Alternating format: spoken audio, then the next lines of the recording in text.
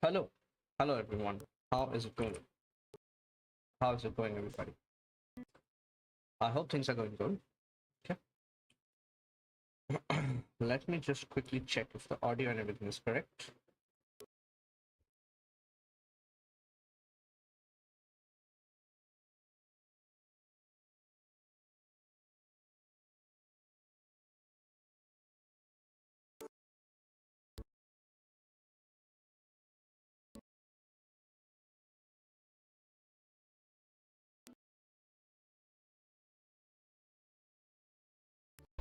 Okay, seems like my voice is low, and I'm just gonna increase it a little bit. Expander, expand a little bit. Okay. Yeah, I guess this is fine for now.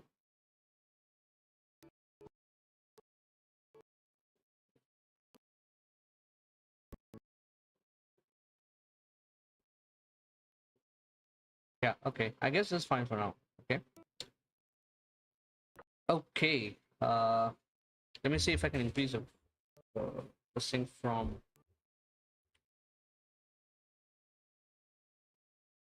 this here. I do not want any kind of changes to the advanced. Yeah, every monitor is off, but I keep hearing sounds only. But yeah, let me just.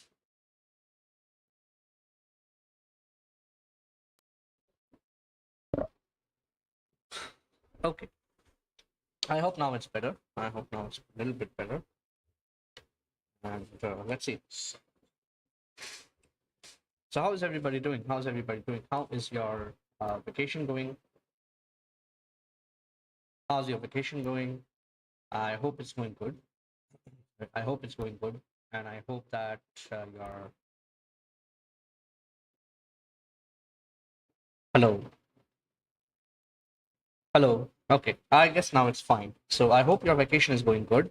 And yeah, happy Ganesh Chaturthi to everyone. I hope you had a great one. I hope you're having a great one.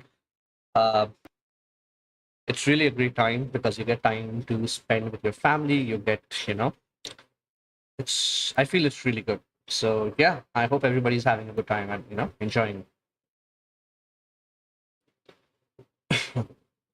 Okay, I don't know if you're able to hear the music or not. I honestly have no idea. Something is very off. Huh. Maybe I have to do this, and then maybe you can capture. Can you capture? Okay. Hello, hello, hello. Hello, hello, hello. Okay, okay, I gotta select this, and even after that, it cannot actually capture. That's very weird. It's pretty damn weird. So it's always some weird, stupid shit on Linux which happens.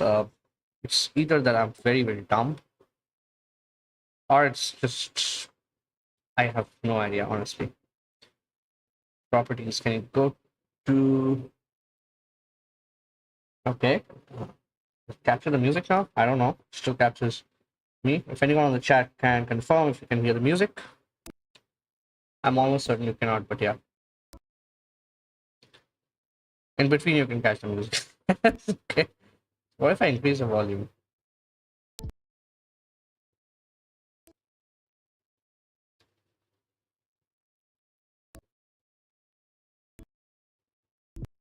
So I guess the problem is me having it on the same channel. So let me quickly try and fix this part here. Figure settings, figure audio.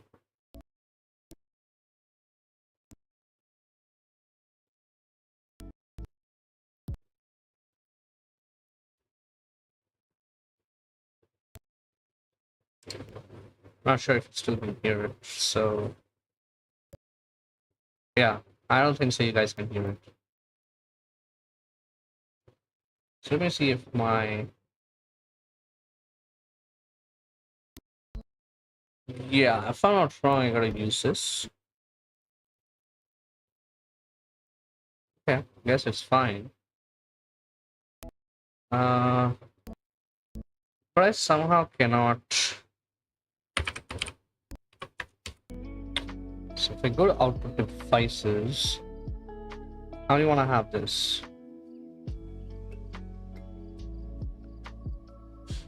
Yeah, so this is default.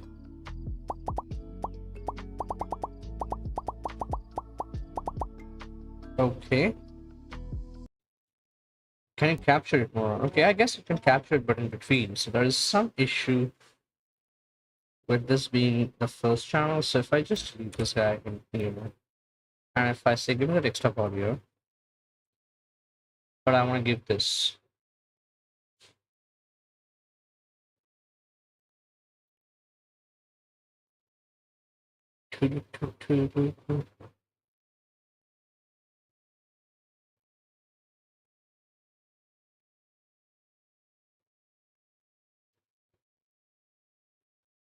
I honestly don't know which channel it's listening to right now. Okay. It's weird, you know? It's pretty weird.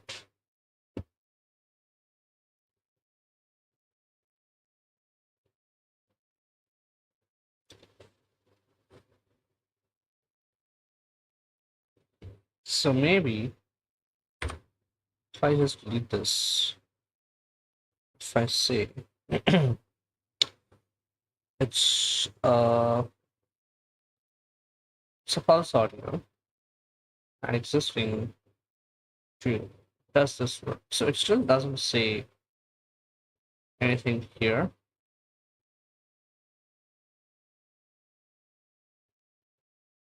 So let me actually hide this guy.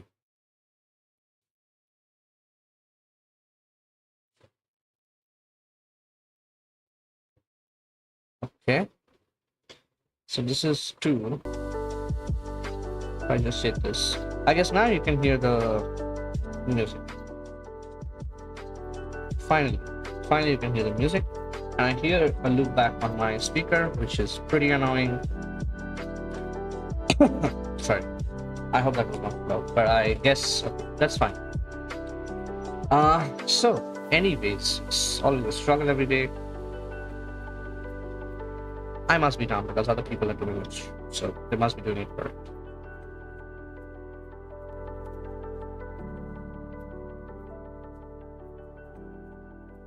So what I quickly want to do here is that I want to say that can this be on 2? So if it's on 2, it cannot capture. It still captures. Okay. Hello. Hello.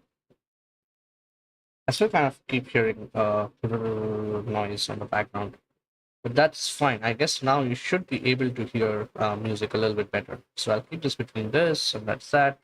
Blah blah blah, and maybe music is this.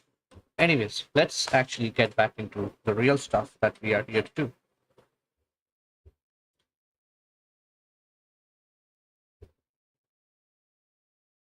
Yeah. Cool. Okay. So now we'll continue with our graph theory. As I mentioned, we are getting a little bit into the depths of graphs, a little bit, I would say, or rather, I would say we already kind of went inside a good amount of graph theory. This thing here, because right now we are sorry, we are looking at 2 colors. Okay, so and we tried to work on this last stream, not sprint. I was saying sprint, but the last stream I actually worked on this, and it didn't work out quite well. And that's what I want to actually explore, my theory. Okay, so last time the theory was basically that. So coming to the problem, 2 colorable. So we have to say that if 2 neighbors can be colored differently, it's an unweighted graph. If I'm not wrong, yeah, it's an unweighted undirected graph with at least one node. So write a function that returns a boolean whether the graph is 2 colorable or basically bipartite. Bipartite. I kind of keep forgetting how to pronounce it. Bipartite. Sorry, my bad. So it's called bipartite. It's pronounced bipartite. So yeah, it basically means that okay. So if you have a graph of some sort, if you have a graph of some sort, it's an unweighted undirected graph, so it can be connecting like this. Then we can have this, and have this, and then this, something like this. The question here is that can you actually color your graph in a way where if this is red, this has to be blue, this has to be blue, and if this is blue, this has to be red. So this I can do. This has to be red, this has to be red, but we cannot do this because of the fact that there is this. So since there's a cycle, we cannot do it.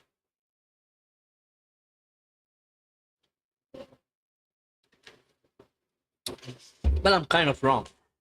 Because here there could have been a cycle like this. So here the cycle could have been like this. So you have something here, you have something here. So even though there's a cycle right here, this is possible, right? This is possible. So the question is, how do we do it? Last time what we tried is try to do a DFS and try and color every one of them. So it's similar to a three colorable approach that you have. So there's one color which says, okay, you never visited the node. There is one color which says, okay, you're currently processing that particular connected nodes, if I say. And then you have another way which says, okay, this here is something where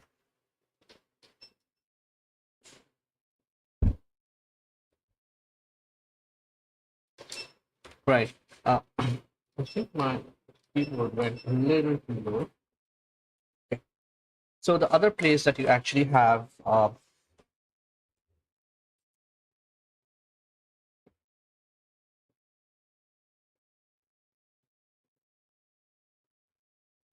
the other place that you actually have is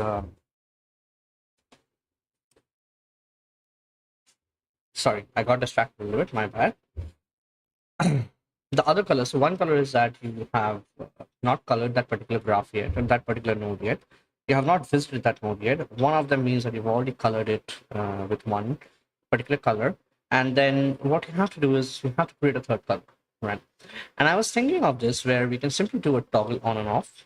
So I hope this is visible right now. Okay, so toggle on and off is basically saying, you always swap the bits, which means that you can always draw with one. So if you do that, it becomes one, and if you do it with one, it becomes zero. One of the problems here with one and zero is that for not visited, I have to use another another color. So as an example, -1, which means I have to fill up the array with -1. So it takes a little bit extra time. So I was just thinking that if there is a different way, usually speaking, if you want to toggle between, if you want two numbers and if you want two numbers within which you keep on toggling, you basically would want a solution where you have this kind of thing, right? But what I was thinking is, if we can generally do this thing where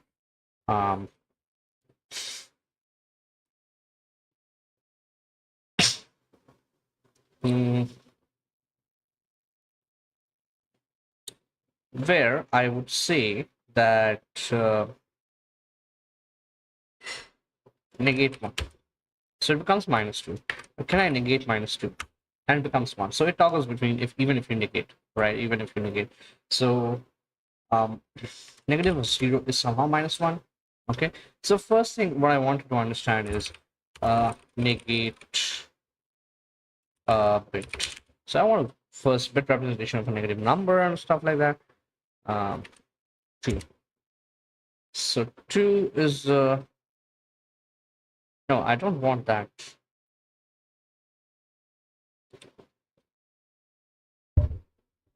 I guess I have to reduce the gain a little bit. I'm really sorry for the sound.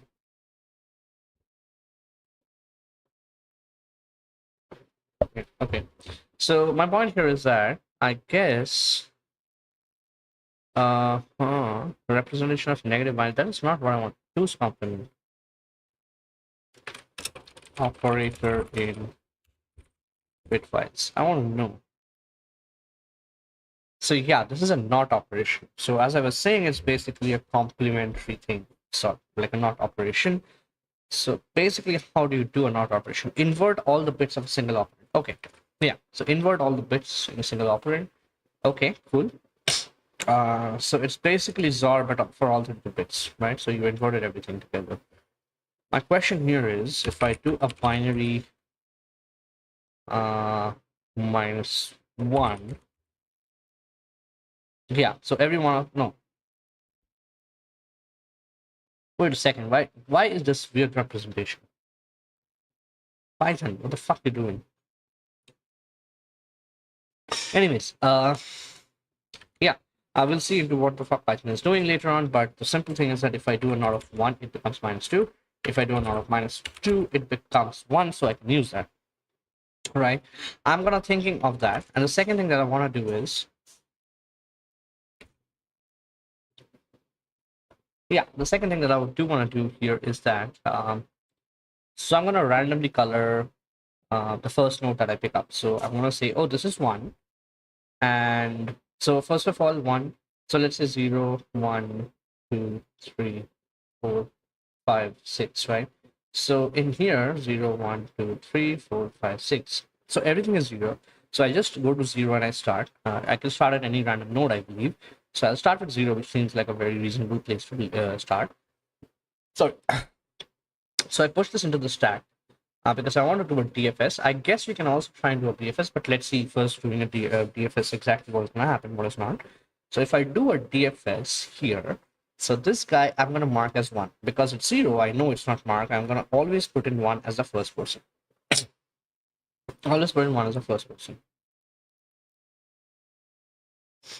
Okay. So now since I have this as 1, I'm going to go with DFS and I'm going to go to, let's just say I go to 1, right? So if I go to 1, so if I go to 1, I would be going to this particular guy, right? So here I would say, oh,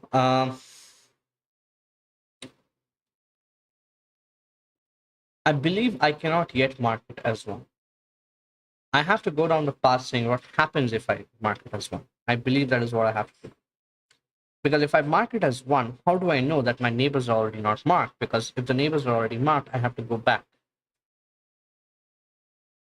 No, we can do this. We can do this. Okay. So what we do here is that what we do here is that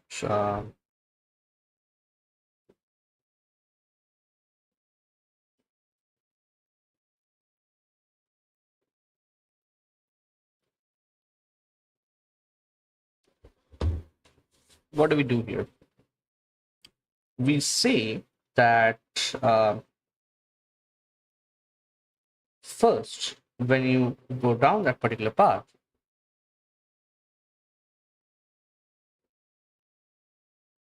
you take into account the previous values that you have marked. So the previous value is 0. The first time you pass down, it's going to be 0. So you're going to say, oh, it's 0. We don't care, which means there is no neighbors that we have. So we're going to mark this as 1, and we're going to pass down. And then it goes down here. We're going to say, okay, we're gonna have to mark this as 2, and then you go down.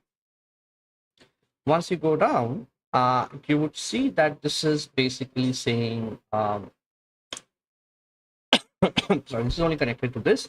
So you come to R, and this is 6, 0, 1, 2, 5, 6. So you mark this as 2.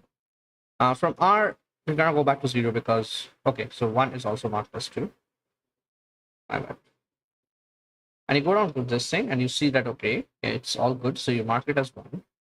But the only problem is you can have other neighbors.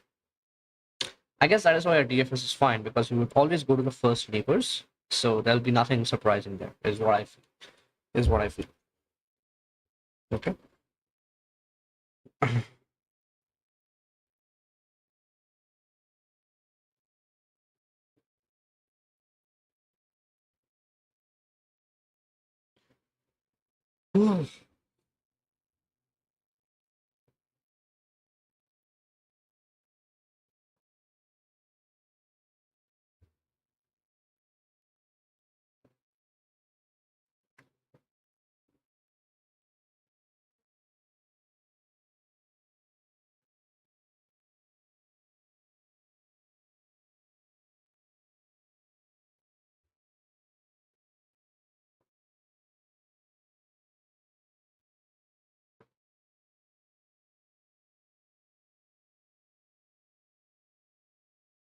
Okay. Well, if you do DFS, it will be going down, is what I feel. So, okay, so you come down to 6, and this is what you can mark as 1, because this thing. So from here, you cannot go back to B, I mean, not B1, because it's already marked. You cannot go back, you can actually go down to B. You can actually go down to B nahi. Why don't keep red? Acha, that was red blue. Okay, never mind. So let me just remove that because it's confusing a little bit.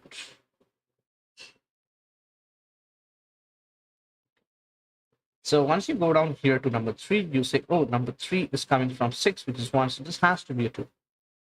This has to be a 2. Right. And when you say that, you also have to go down from this guy to 0, and you would say 0. So 0 we don't visit, but since we do not visit something, we need to check if the number is correct or not. Okay. If we do not visit something, we check if the number is correct or not, if the color is correct or not. So the color is correct because it's 1, and this is 2. So that should be correct. Okay. Now from here, you try and go down to 2. 2 you have not visited, so let's color it. So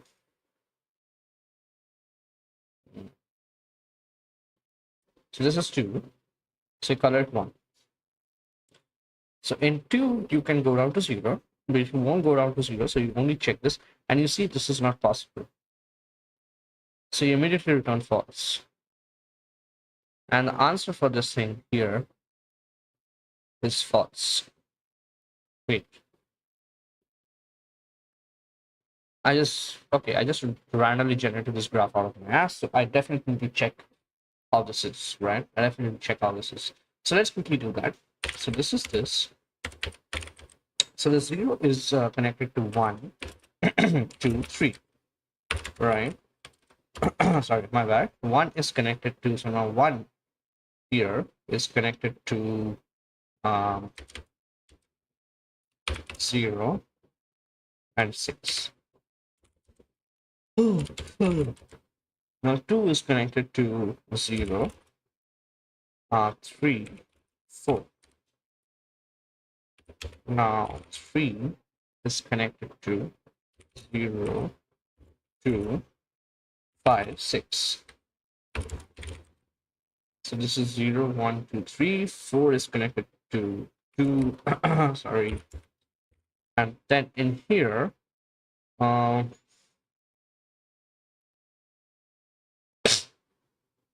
else is left? So this is 5. 5 is connected to 3 and 6.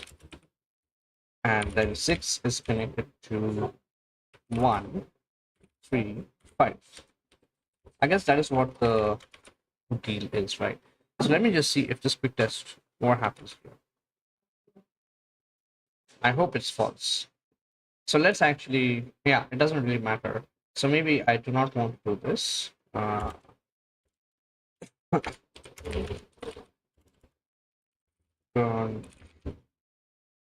So let's just do that.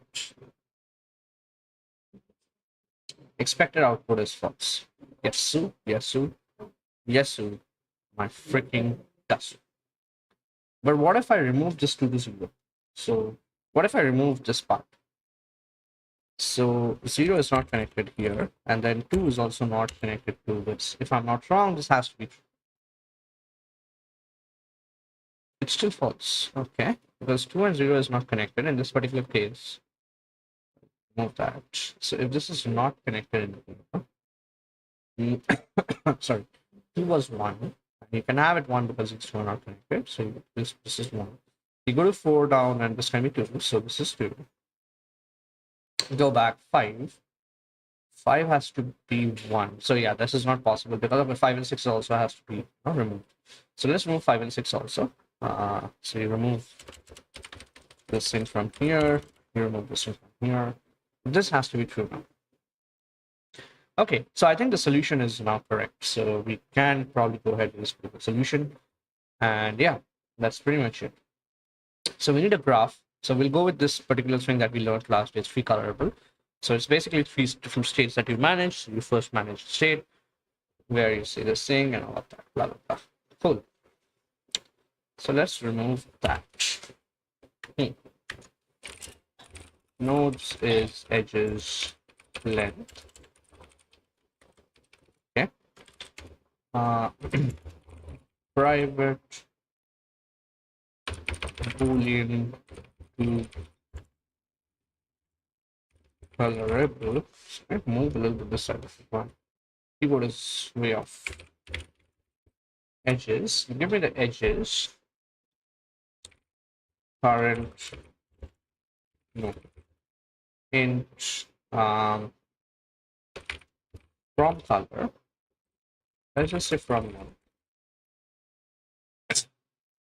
Okay.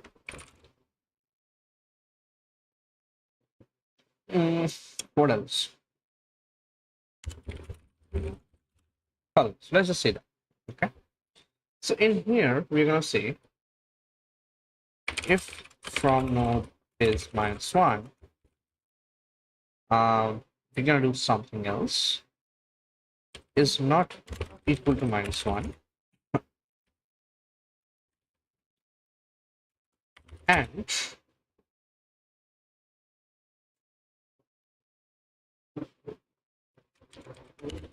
so if the current node, I mean, you're not just starting the recursion, you're just not have entered the loop. The recursion, basically, this can be said as that this is not something that you want to do. Like you want to check where you came from. So if colors of current node is not equal to 0, which means it's already previsible, to return colors of current node. So we are writing a couple of things. If colors of current node not equal to colors from node, and this thing turn false. So we can merge these things together. And this and this will simply return false. Right, will simply return false. So you're saying that from node is not -1, which means you're coming from some node. So whenever you're coming from some node, we have to check if that particular, this current node is nothing marked yet. And also if it's not marked, it means it's marked something. And if it's equal, you gotta return false, right?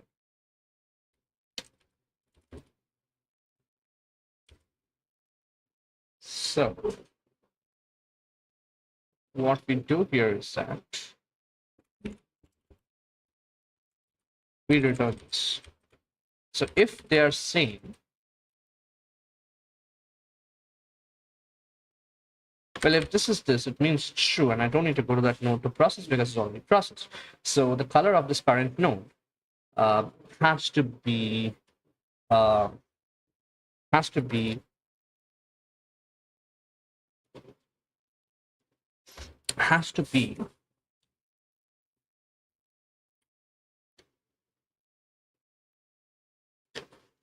yeah. Okay. So now we know for a fact it's not, current node is not 0. Current node is not 0.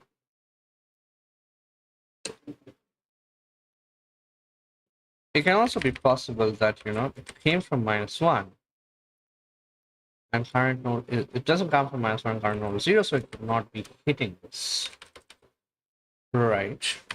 So colors of current node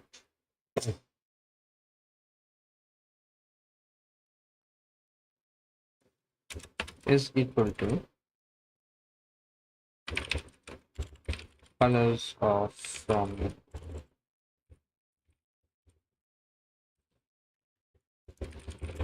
for int edge in edges.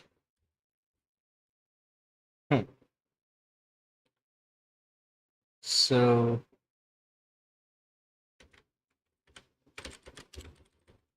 edges of current node. If I don't think it's if two colorable edges, current node would become this thing. From node would become current node, and colors, right? And if this came back false somehow, have to return false.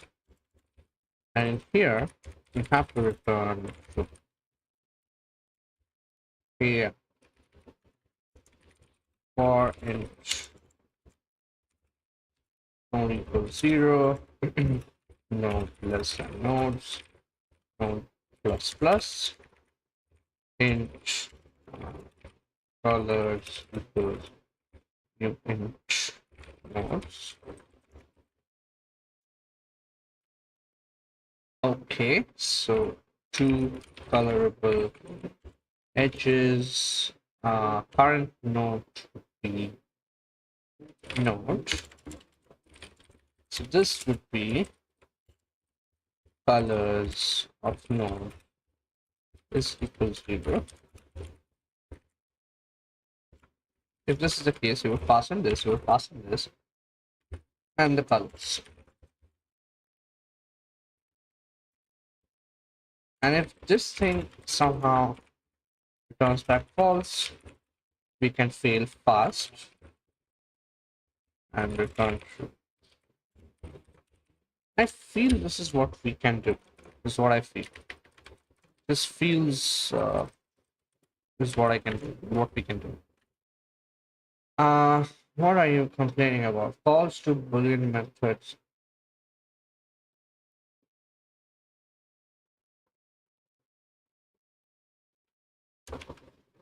Invert method.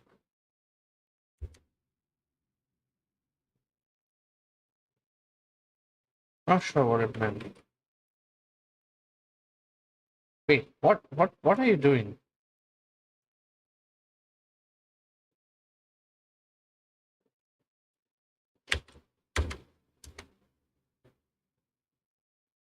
Buck. I don't know what kind of stupid ass refactoring was doing, but it was wrong, I felt. Anyways. Any index out of exception -1. Okay. So you're doing from node in here.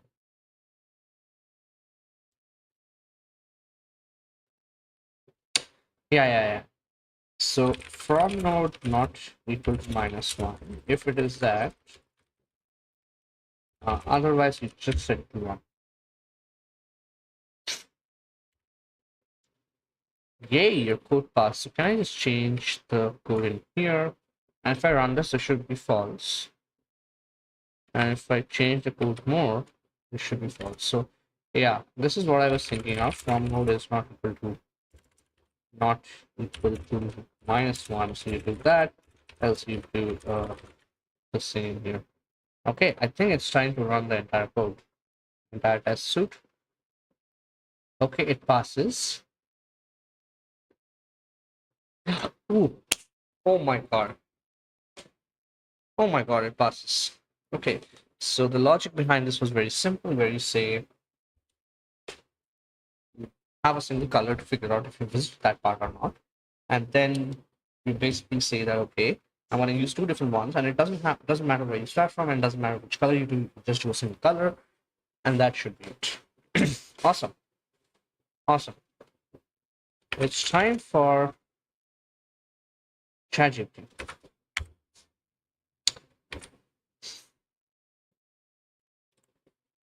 Yeah, I hope this was a little bit education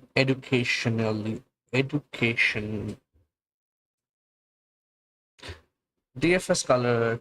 DFS, if you ever see an edge connecting same color node, it's not by part. and flips color via bitwise not to alternate label. We start from any uncolored node to same. First question: is this the most optimal solution? Can we do better? Don't give me micro optimizations. Give me real algorithmic things. And yeah. So when I say micro optimizations, one of the things is I don't have to use int. Sorry, here int. I can use short. Uh, I can use short to do that. If you're, oh, I can also do byte. I can also do byte to do that. So those kind of things become a little bit more easier. But then we have to handle how you clamp things and all of those, right?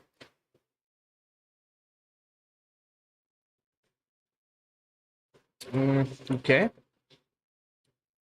Iterative BSF to avoid worst case. Tag depth, not a micro optimization, change failure modes. BFS coloring gives same complexity, also eats the odd cycle witness. You're helpful for debugging with no extra okay. You can do an union find. You can also test by partedness in real time, but not asymptotically faster. Sometimes simpler iteratively. Okay, when better applies only in engineering terms, avoid recursion limits, return the odd cycle, or handling disconnected graphs cleanly. You've already restarted on colored nodes. Is clever but not opaque. +1, -1, or 0 for clarity. No asymptotic change. Free for gains. Yeah. But yada. Whatever. I don't think that's kind of the point. Okay, now give me proper revision notes for this. I struggled a lot, which means I need strong notes to solve this later. I used colorable algo, which we did for checking cycle. Right? That is what we did. Yeah, for cycle check, we did this free colorable approach somewhere. Right? So yeah, cool. We can split vertices into two sets. That is such a algo run DFS. Assign first node a color. Give each recursive. If a node already has a color and clashes with the required opposite, graph is not bipartite. Similar to tree check, but here it's strictly two color and conflict detection. In old cycles break by partedness, even cycles are fine. Okay. I think this is a good revision, I would say. So yeah.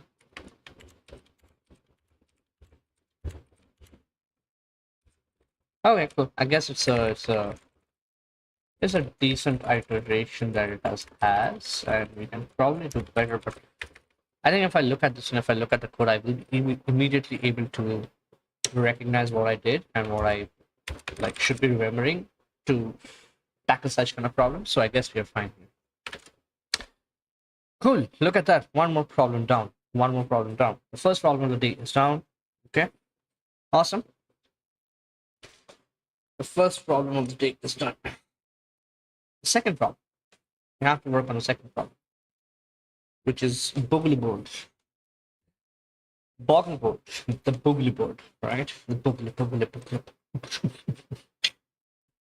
Anyways, I cannot beatbox, or I have nothing related to music. I can do nothing related to music, so I shouldn't even try it.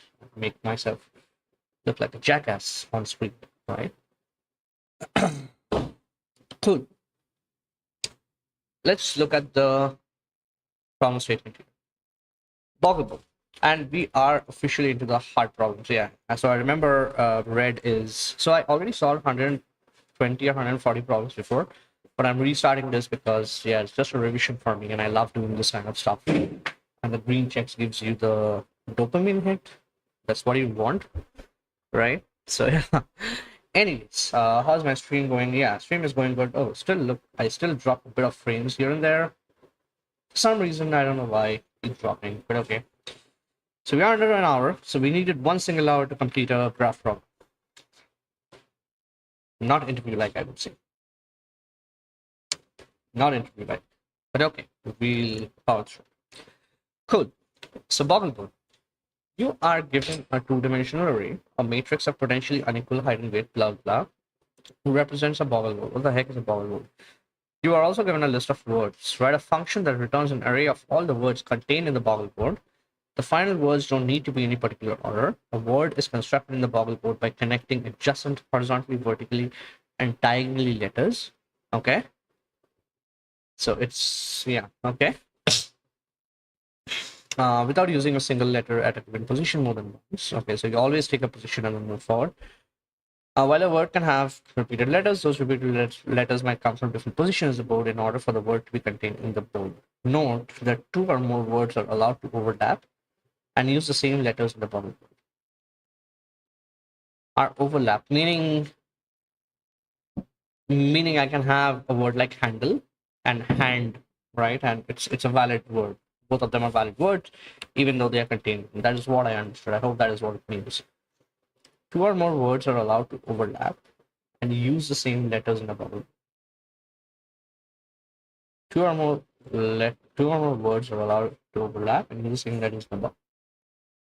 Yeah, I guess that is what it means. Essentially, that's what it means, right? I guess. Okay. So coming to the point here, what the question says that you have a board. It's called a Boggle board. Call it a BB. It's trying to act like a clown here. Okay. So you have a board which has different words or letters. And okay, so you have capital and all that, and that, like, it's case sensitive also. It cannot just be anything, right?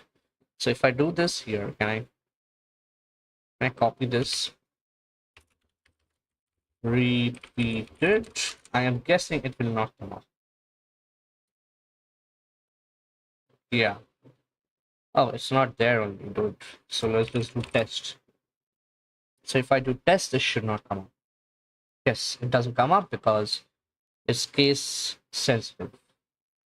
Our test is also not there. What the heck am I doing? This is there.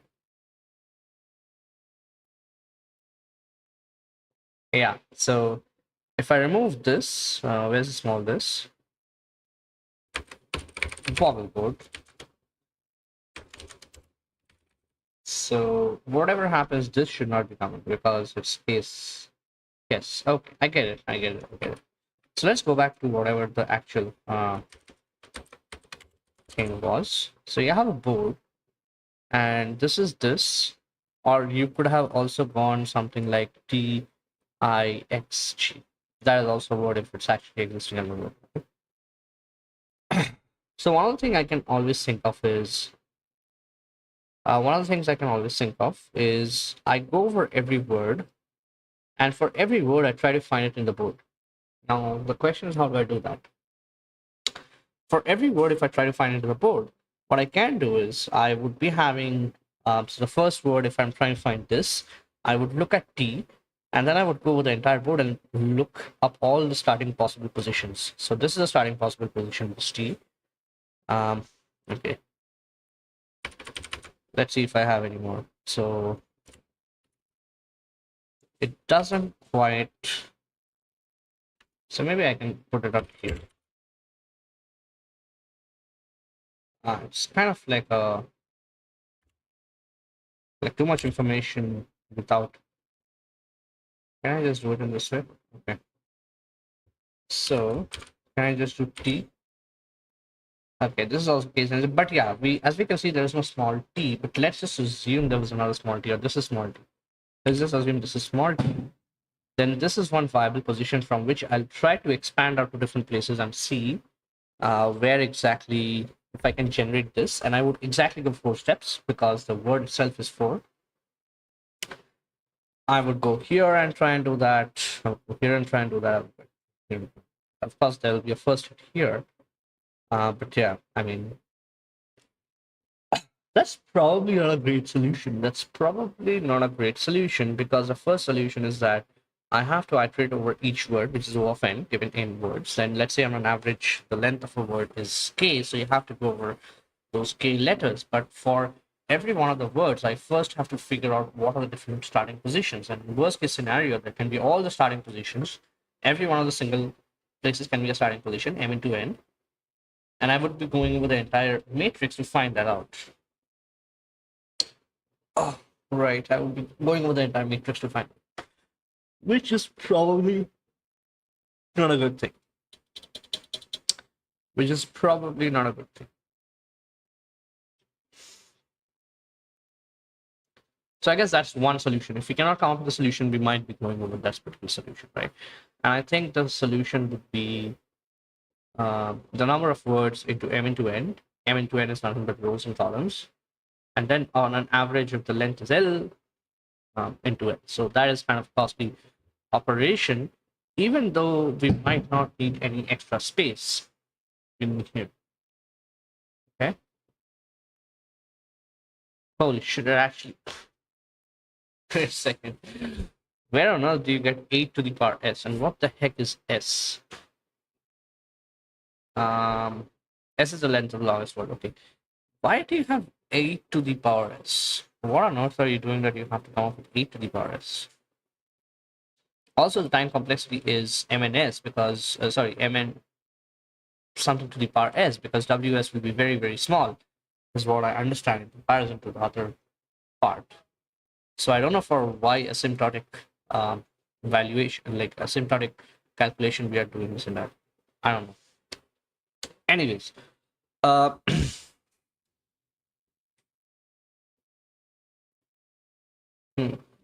so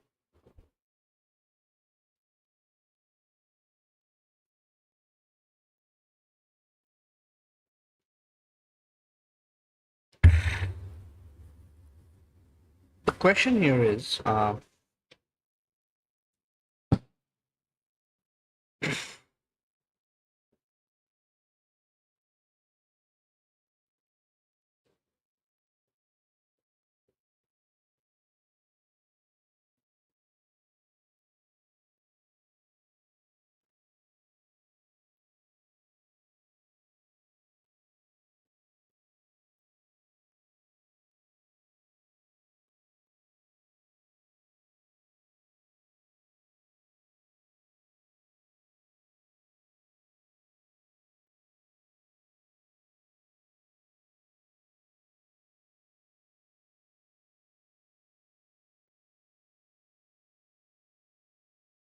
sorry, Mama, I was just looking at some text.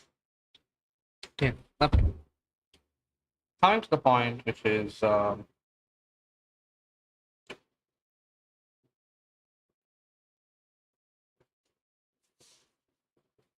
saying that how do we optimize this part?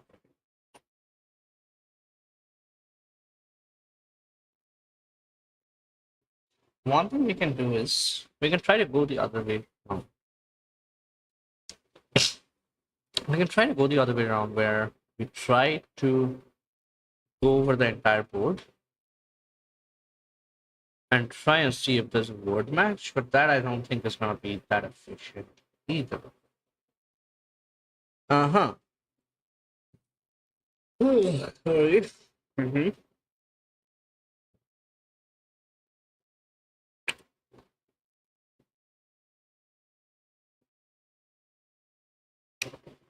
So I'm thinking of a couple of different solutions here. One thing is, does it improve anything if we do create a tryout? So one of the things I was thinking is, if you create a try, so let's say hand, so you would have hand, and then you would have handle, right? Sorry, as a suffix. So when you end at hand, and if there's a match, maybe what you can do is you can do a marker saying, okay, this is the value. This is the value that we saw. So there is something till hand, or there's nothing hand present. So there's hand present, and it starts at this location. But then again, from that location, you have to go and iterate and all these things that where the hand is. Holy fuck! Okay. Cool. Okay, I'll do a quick break. I'll pour myself a little bit Coke. Feeling very hot today. I'll pour myself a little bit Coke, and I'll be back in 5 minutes. I'll take a quick 5 to 10 minutes break, and then we'll be back, and then we'll start fresh, and uh, we'll try to tackle this problem. Okay. So till then, enjoy the music. I'll be back in 5 minutes. Thanks.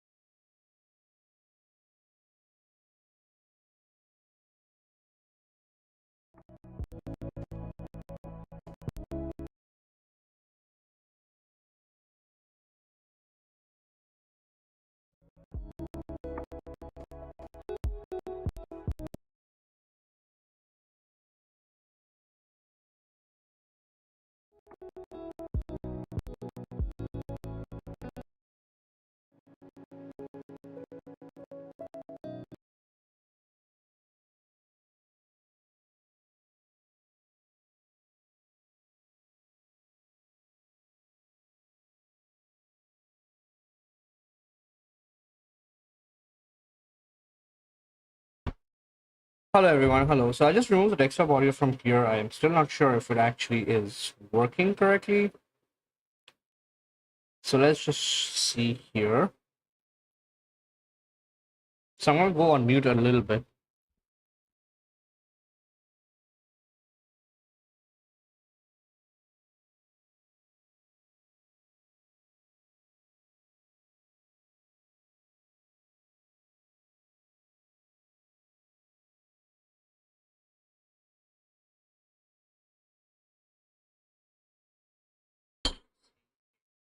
Anyways,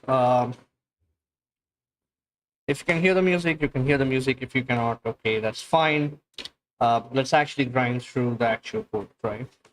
Still keep showing me desktop audio too. I think it's coming from my uh, video capture. Sorry, my screen capture. Honestly, this thing is an entire stupidity. So I'm gonna just stop saying, okay, do not capture two. I have no idea what capture, like, what this thing is. So are you capturing something else? You're not capturing something else. So why are you here? You are inactive, in my opinion. Whatever. Okay. So yeah. And for myself,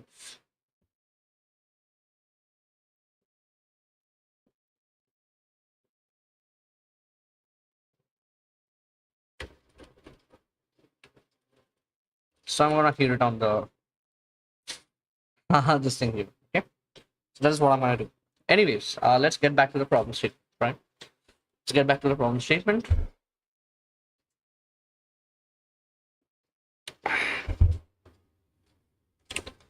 Cool.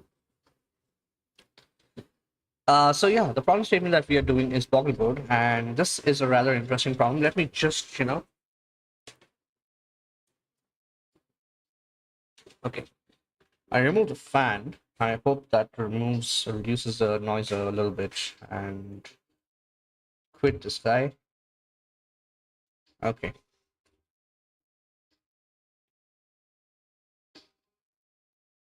I hope the music is not too loud, though I have removed the music. It still keeps saying that, okay, it's hearing from somewhere. And I honestly have no clue where the heck it's getting music from. I'm guessing it's capturing the screen stuff from default. It's very, very weird.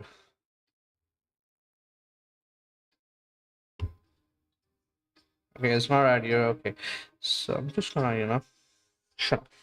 Anyways, just forget the music for now. We'll figure that out later. Every day is a struggle with Linux setup. I feel I'm just dumb. It's not a struggle. I'm just dumb. Okay, so here it says that basically the point here is how do I you know generate a certain kind of data structure which can help us iterate over it fast and quick. I'm still not sure. So I was looking at this thing. N into M makes sense. We already figured that out. But I was saying N into M into S itself. I don't know whether or not this 8 to the power something came up. I honestly have no idea. Just give me a second. I gotta open the chat in my phone. I was looking at my phone home screen and okay. Anyways, so coming to the point of how do we exactly get this thing right? How do we exactly get this thing? So what I'm thinking here is last I was thinking of try, right? So we can generate a try, and instead of keeping a number of count for each individual word, one of the keys can be where exactly you started off. So if there's an overlap, it kind of is helpful. It's kind of is helpful, right? Hmm. Maybe we can do a little bit different. So if I do generate, I want to leave this. So if I do generate, what is this bookmark? And bookmark and stuff. So if I do generate a try out of this, if I do generate a try out of this, THISISNOT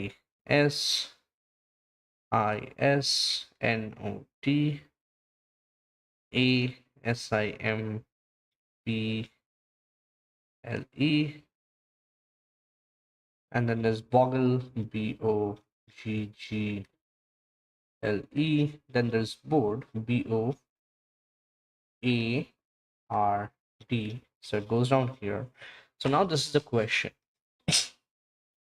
If I try finding this, if I iterate over every one of the word, this try would actually help me figure out if there are different branches of the same word that I need to explore, right? That's the only thing that can help out with. So when I'm at O and I'm in somewhere in the middle and I found BO, I can go and look down G and this thing. But if I don't find O, I would not bother trying to find out all of these. So I feel that may be an important optimization where I do not need to look over. I can skip over certain words because they are not in the branch. So if they are common, but this only happens if they're common.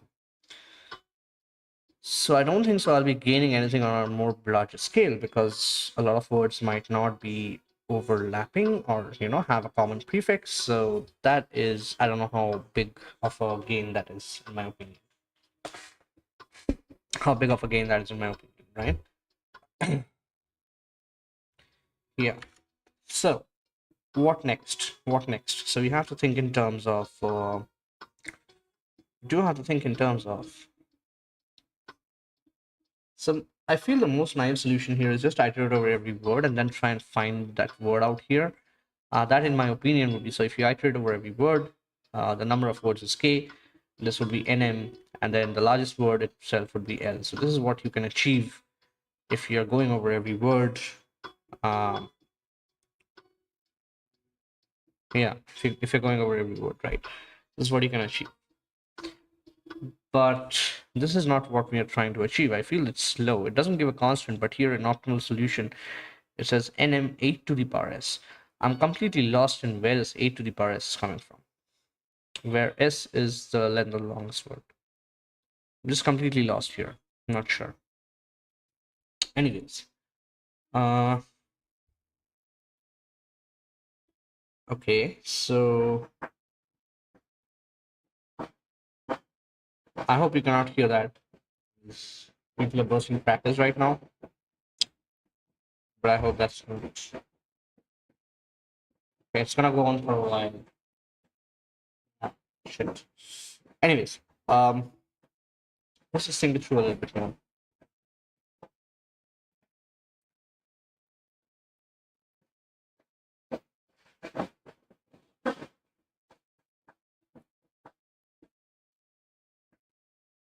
So, should we already go for the hints? What it's saying? Oh my god, it's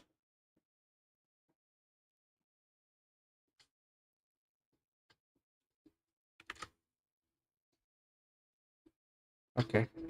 Finally, it stopped. Okay, so here, if I start going over every one of these, I can go to DSBX.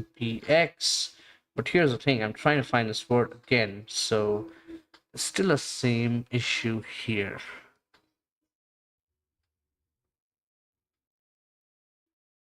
Hmm.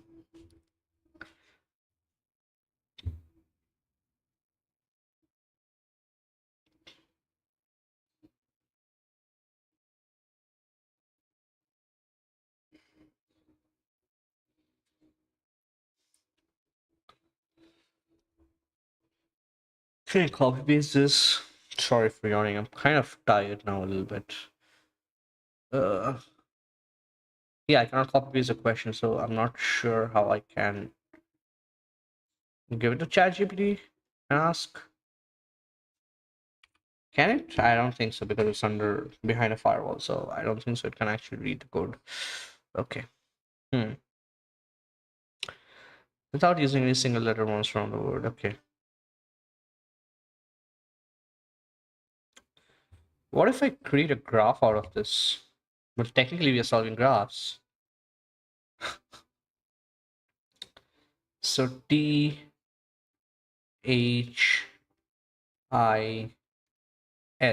and it has to be a direct graph. then is another word in here which doesn't make sense. How do I even figure that out? How do I even figure that out? And it doesn't quite say if it's English letters or not. And in fact, we see here not repeated. Acha, not repeated. Okay. Hmm. Okay. So here we also see not repeated. Yeah, let's just go ahead and see some of the hints and see if we can figure that out. You can divide this question into two separate problems. One part involves traversing the board in such a way that allows you to construct strings letter by letter. The other part involves actually comparing the string you construct in the board against the words in the list that you're given. For the second part, what data structure lends itself well matching characters to multiple strings at one go? What data structure lends itself very well to matching characters to multiple strings at once? Sorry.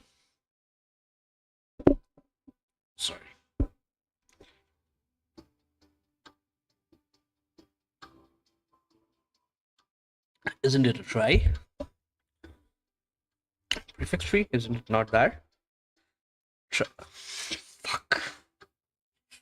I already thought about it, dude. Try creating a try out of the input list. This will allow you to compile letters on a boggle board against all input words in constant time.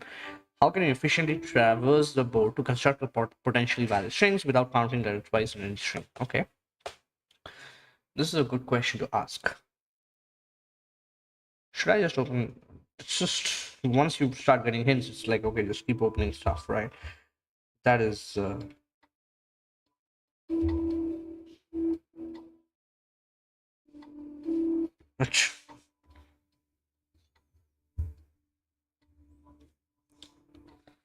So here, try creating a try out of the input list, which allows you to compare letters in the boggle board against all inputs in constant time.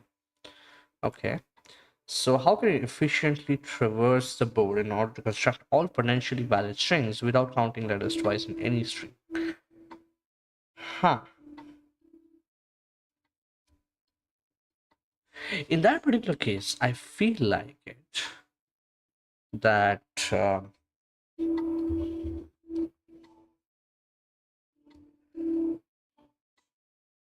you can just give me a second. Yeah. What I feel like is what you can do is try and figure out. So let's just say if you build a try here, right? So you create the tree and you create the try, whatever, it's still a tree, right? Create the tree and you try and match this thing and say that if that letter is present or not. And you iterate over the board and you hit one T. You hit one T. Now from that particular part, we'll only try and start looking for starting character. So if you hit T, like I mentioned, any branch which is created with tree, T, test, and this thing, you can quickly iterate with the DFS, and you would always go down the path in a way where, you always hit the end of the word, and when you naturally would come up the recursive stack, it would go down this one.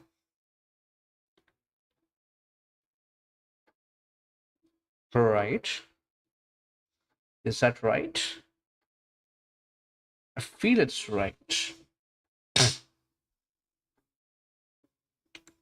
But the question here is, so it's not just on the, so after T, you have H. On your board also, if you have a T somewhere here, there can be an H here, there can be an H here. So which way do you go? You have to explore both. So you have to do a DFS on this part. So you kind of have to mirror two DFS at the same go. Is that what we're looking for? Yeah. Time for it. Treat the board as a graph, okay, where each element is a node with 8 neighboring. Traverse it with a depth first search fashion, checking if the letters are contained in the try, and traversing the try simultaneously if it makes sense to do so.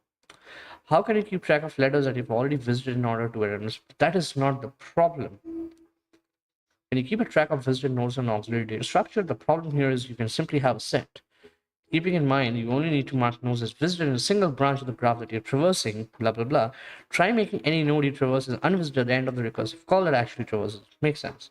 Because, so if I go from T to H, it means that this is TH, but then there might be like A here. So from here, I cannot say that I won't go back because it's visited. I only visited, so it's completely direction is also taken into account when you're taking into account which kind of direction you're going through. What I still don't understand is how do I simultaneously recurse down a tree and the graph itself? I'm still not getting my head around that. So I have to still think a little bit on it, is what I'm thinking. Is what I'm thinking.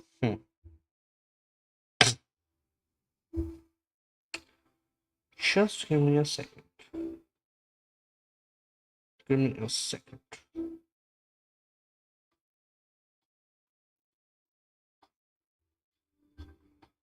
Okay.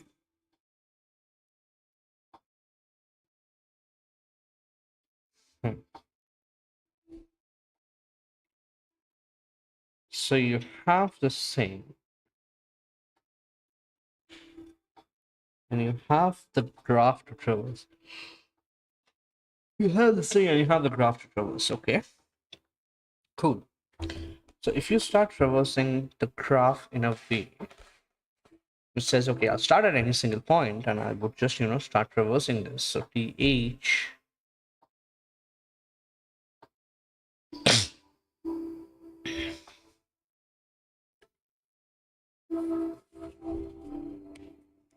Hmm.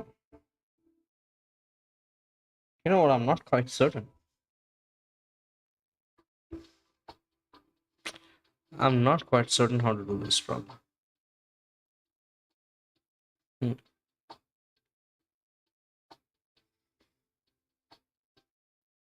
The simplest solution here is you iterate over every one of them, and you iterate over the board, and you try and find it out. That is not a really good. Should I do lead code in Python? Hey, new master 69. Hello, welcome to the stream. Welcome to the stream. Should I do lead code in Python? It's really whichever language you're comfortable in. It's not really. It really doesn't matter what. How do you do that? Anyways, I'll just go lead code. I forgot the URL. It's you, Priyak. Okay. Congratulations, 50 days batch. Yeah, let's generate some images, man. Why not? Right click to save the image. No, thank you. First save. Cool. My thing here is that, as you can see here, I solved 718 problems in Python. I solved 426 problems in Java. I solved 40 problems in JavaScript. Kotlin I tried for a bit. Golang I tried for a bit. MySQL is very like okay. So there are database stuff. I was also trying to work with C, like learn C at some point. And then yeah, I don't know why Python. Okay, this is Python 2. For some reason, I also solved two problems in Python 2. I don't know why. Anyways, my point is that this thing doesn't matter. This statistics is of no use at all. My opinion is that if you're learning something, language is just a medium of representing of what you know. Are you giving me free something? No. Language is just a medium of expressing your thoughts. So I'm speaking with you in English right now, and I can speak in Hindi, I can speak in Bengali. So it's just a medium of expression and having a communication. So data structure and algorithm or programming is not about languages. It's about having a problem and a solution and multiple solutions, and whichever best fits solutions, whichever solution best fits the use case. So if you're asking the question, should I do lead code in Python? I think it's the wrong question. If you're comfortable with Python, go ahead and do it. If you're comfortable with some other language, if you have to learn Python just to do lead code, you're learning Python for the wrong reason. Okay, you should be learning Python because you might be doing something useful with Python. Lead code, in my opinion, is not useful, but you should be knowing the data structures and algorithms question. You should be good in problem solving, not just for any interview, for any kind of a problem solving in your real life. So I don't think so. you do it in Python, you do it in Java, it doesn't make sense. Like it shouldn't matter. It shouldn't matter at all. And any good company that I've given an interview for, they just ask me what language you want to code in. Some days I have said Java, some days I have said Python. And yeah, I have always used Java or Python in interview. I have not used anything else because I'm not familiar that much with the syntax, so I have to Google up a little bit here and there. But again, a map is a map in Java. You can call it a hash table in Python. You can call it a dictionary in C#, but the concept remains the same. And how it works behind the scene, it remains the same. Little bit here, caveat can be there. That can be language, SDK special, how you do the optimizations, things like that. But in general, how it works, the contracts of a hash map will remain the same. So I'm sorry to say, but you kind of asked the wrong question. If you're comfortable with Python, go ahead and do lead code in Python. If you're learning Python just to do lead code, sorry, don't do that. Learn Python because you want to build something in Python. Okay, or you want to, learn Python.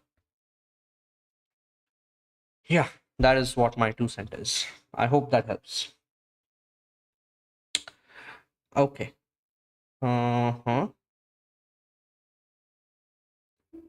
Yeah, this one is a pain in the ass. I'm feeling like I'll just move out and do something else for now.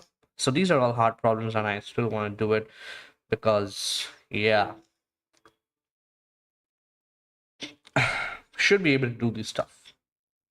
Actually, so 2 colorable is done actually. So I am okay with graphs with medium. I still struggle to actually solve those. So I should be better with graphs, no doubt. Okay. But let's try to do this in a largest island because I want to, get a little bit of boost. Get a little bit of boost. Okay. So you're given a 2-dimensional array, a matrix of potentially unequal height and width. Sorry. Height and width containing zeros and ones. Okay. Each one represents water and each zero represents mass of land. A landmass consists of any number of zeros that are either horizontally or vertically adjacent. Okay, but not diagonally. Okay. The number of adjacent zero forms a blah blah blah and determines its size. Note that a landmass can twist. Okay. Okay. So write a function that returns the largest possible landmass size after changing. It really does. Thank you. Hey, no problem, man. Always. If I can help out a little bit, anyone, it's really, yeah, I'll be very happy. So yeah, solve lead code in anything you want, man. Write a function that returns the largest possible landmass size after changing exactly one to a zero. Okay, so it's basically a replacement here, replacement kind of an algorithm where it says that okay, you have this problem where you have this entire graph and it's usually this classic algorithm saying okay, so here I can see that okay, yeah, exactly, it's 5, so I can replace this middle one. It's actually, wow, okay, so 0 1 1 0 0 1 1 1 0 0 1 1, fuck, I forgot, 0 0 1 0 0 1 1 1 0. So here itself, what you can do is this right here is a landmass. All right. And this right here is a landmass. So if I can make this as 1,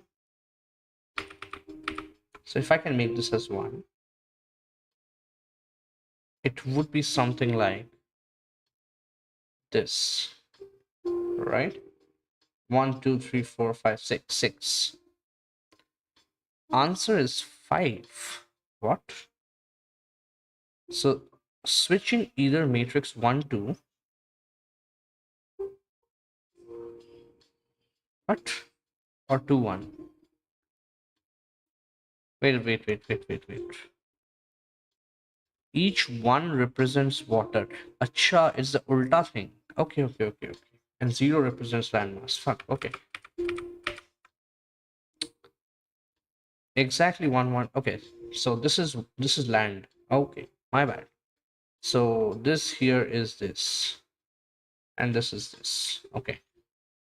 So if I can convert this into a zero, or this into a zero, this would be extended into 5. Hmm. Cool. Cool. Cool. Cool. Cool. Cool. Okay. The question here is so there's also a data structure which I wanted to learn and I didn't actually ever spend much time on it, which is a DSU or a disjoint set union. Yeah, it's a disjoint set union. It's basically a grouping of things together and creating, I believe it's called a forest. So you can group things together. So this is one graph, this is one graph, this is one graph, and everything together basically is kind of forest. But then you can have something called DSU, which is disjoint set union. So let's say this is one of the graphs, this is one of the graphs, this is one of the graphs. Okay. And then in one of the graphs, you change a single node, and that basically merges that particular graph here. So I believe the union term is for that. So you can union two different things, and every union has a root. So it's easy to find if a particular value is present in this entire clutter, because you can just check with every root that if that particular thing is present or not. And I kind of want to explore that, I feel, because right here, if you see that if I do this, so if you consider this as one of a disjoint set and this as a disjoint set, if I do this, it kind of unions both of these. And that is where we can say, oh, the landmass is 5. That's how I feel it is. So if this was 0, um, then it would have also been made easy to say that, sorry, well, I can connect to this, right? So as I can see that you can merge a single node easily to something, and you can find out if this particular thing is part of any group. So you can find out this is part of not like this group itself. Let's say this is a root, this group itself, this is a root, this group itself, this is a root. But the question is, how do we do that? I never actually use this data structure, and I never actually coded this data structure. So it kind of becomes a problem.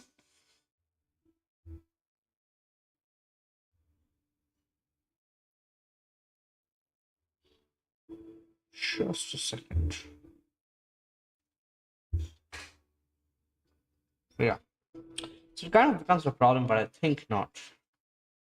You know what? Let's actually do a DSU. Let's actually learn DSU algorithm and say a DSU data structure and say, okay, we can do it. Why can't we do it? So here's what I'm thinking. I'm not very sure if this is going to work out, but here's what I'm thinking. Okay. This here is this. Wait, 1, 2, 3, 1, 2, 3. Yeah. So I'm gonna say this is the root. I'm gonna say this is the root, and I'm gonna give it an ID of 0, 0.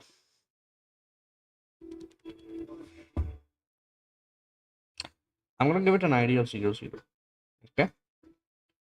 I'm gonna give it an ID of 0, 0. I gotta hash this guy somehow. Something. The problem here is 0 into rows plus 0 into row columns. This cannot be a hash because I feel it can be duplicated, because like 0 basically is the row number and the column number, right? So if I swap the rows and columns, and in cases when rows and columns are same, equal, the height and width is equal, the height and length is equal, height and width is equal, it's gonna fuck up the hash. So we cannot be doing that. So this is out of the question. Right? What else can we think of? So let's just go with simple things. So if you have a counter which says 1, so the very first thing you have to do is it says 1. So then you can start from here because it's a 0. We start from here, and then we can do a DFS or a BFS. It doesn't matter. So we go and mark everything which is connected. So this is 1. This is 1. Okay, and that's pretty much it, right? So this is again water, so it's 0. This was a 0, right? So this you mark as 1, and it's not connected to anything, so you move away. So now you go down to every other place which is already marked. Sorry, which is already marked. So you don't do anything. So you come back here and say, oh, what is the value here? This is 1. So this is not marked because it's 0, right? So you check the value, it's 1. So you don't want to start anything from here. So you just do this. Sorry. Here you come back, it's 0, but this value is 1, which means you need to visit this guy. No, you don't need to visit it. So 0. Here this is 0, so we were thinking this is also 0, right? If I'm not wrong, we were thinking this is also 0. So yeah, so this is 0 and this is 0. So we need to start iterating from here. You go here, this is 1. You go here, this is 1. You go here. So here it's already marked. Here you do not have to go back because 0, 0. So you already visited. This right here is, so you can obviously put -1 also. Technically speaking, you can put -1 here also. Okay. Now the question here is, so if I say, well, I actually did a messy thing. So this is 2 and this is 3. This is 3. Now we can go ahead and try and convert every one of these guys into a single into a land and see what is the length. Because for this particular root, if we treat it as a key value pair, we can say this is 3. Sorry. This 2 is 1. And for this is 2. Sorry. Okay. So this guy here, if I look at this, it connects at 1. So 1, what is the size? It's 3. It connects here, which is again falling to 1, so we don't have to take care of it. This here is 2, which is a different value, so you have to say you can connect this guy. So what is this? This is 1. So +1 +1, which is 5. So if I go again and iterate and find this guy here, so I can say that even I can just go ahead and iterate the land here also, the water here also, right? So wait, I'm making a mistake. This is water. So if I go down here and I say that I have to start from here. So again, this is connected. So this is 1. This is connected. So what's the root? 1 is the root. So the value is 3. This is connected. What's the root? 3. The value is 2. And then +1 for itself. So this will become 4, 7. So till now this wins. So we have to first generate the DSU. And the DSU has to have 2 methods, which is merge and let's call it union and find. And somehow for every one of the roots, we also need to store the values of the size. Is what I'm thinking. Ooh. Okay. The question is, how do we do that? How do we achieve that, right? Good question. But what's the answer? Okay. So I guess I can just create a graph and keep that and have a counter which says 1, 2, 3, 4, 5. But then as a matter of fact, I need to know where on earth these 1, 2, 3, 4 is coming from, right? So I think let's do simple things. So the values are going to be 1 if it's a water, because here in original matrix 1 gives water. So does it say if I can mutate? Okay, and you may mutate the matrix. Okay, so the second thing here is yeah. The second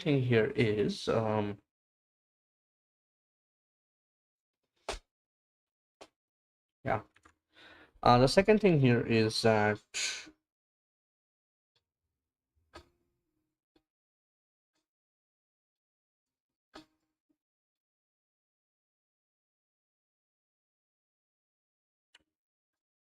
yeah, I'm gonna do it in this and find basically, I have to quickly find the root.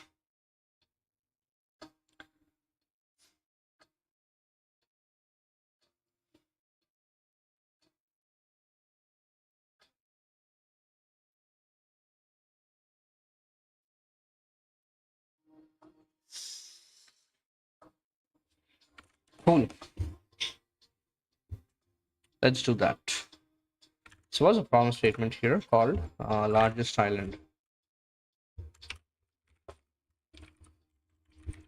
Largest island. Don't ask me ever again. Okay. So in here, let's create a DSU class. Okay. Private int. Okay. Really tired right now. Matrix for forever. Okay. So when you do create the DSU, you need to pass in um, the rows and columns. So this dot rows is rows, columns is this. So let's create the field.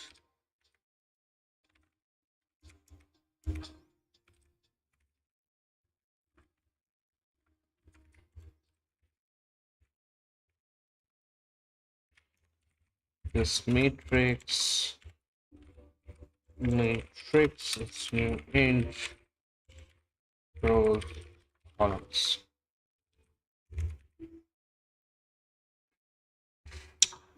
Cool. The second thing here is I would probably just keep a state in here. Right. So why can't this also be final? Yeah, this can also be final, right? We cannot change it. So private, which also means I can push here. Private final map, I'm just gonna say, because I'm not very sure. Am I sure how many routes there are gonna be? No, right? I'm not sure exactly how many routes are gonna be there. And I do have to take into consideration. Okay, so for now, let's do the nice solution. Integer routes, new hash map. Okay.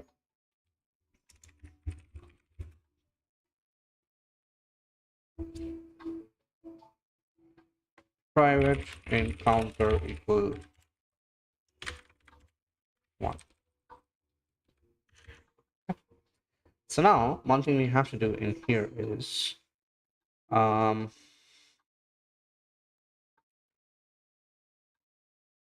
it doesn't return anything, so let's just call it visit. So in a visit, I'm gonna say intro int column. Okay. So if row is less than 0 or row is greater than equal to rows, or column is less than 0 or column is greater than equal to columns,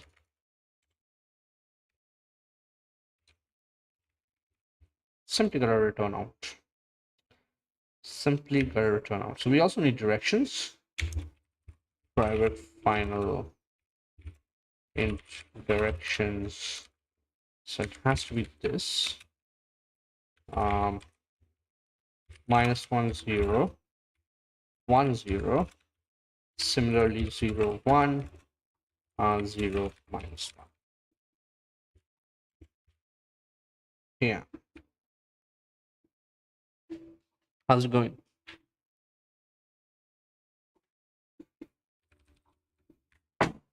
Okay, cool.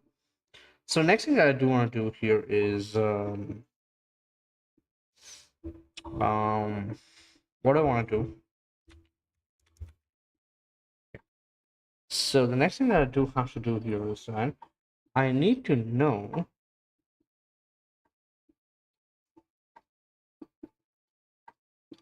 so I need to visit stuff. So there's a two thing here. No, no. So there can never be a possibility, since my iteration, my DFS traversal is going to be in such a way that there can never be a possibility that in the middle of an iteration, I find a node or I find a cell which is already marked with some route. So I have to backfill all my traversal paths again, saying, oh, I actually have to merge it there. That can never happen because I'm going to do a DFS. Even for a BFS, if you start at a single node, if there's some kind of touch and you can move to the next node, you would do that. So that is not a possibility here. So if it's this, what you generally want to do here is that you want to say matrix, this thing is equal to counter.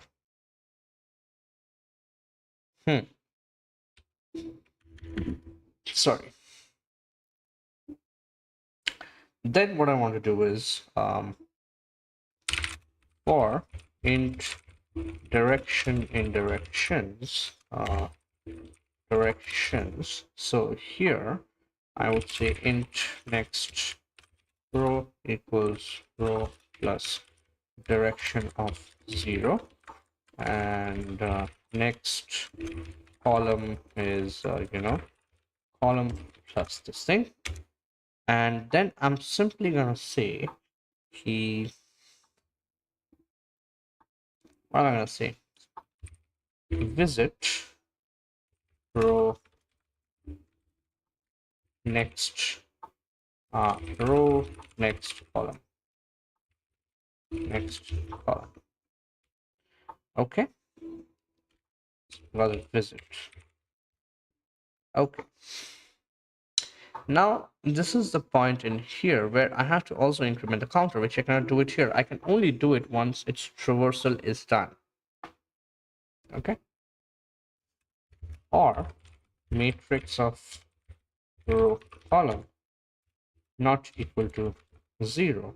And now this is a safe operation because I have already done the bound checks before, and it's a fail fast operation. So if any one of them is true, it's gonna already return out. So this is a fail fast operation, right? So yeah, it's a fail fast operation. Cool. But this thing, I believe, has to be a private method. I believe so. I honestly believe so, because I need to increment the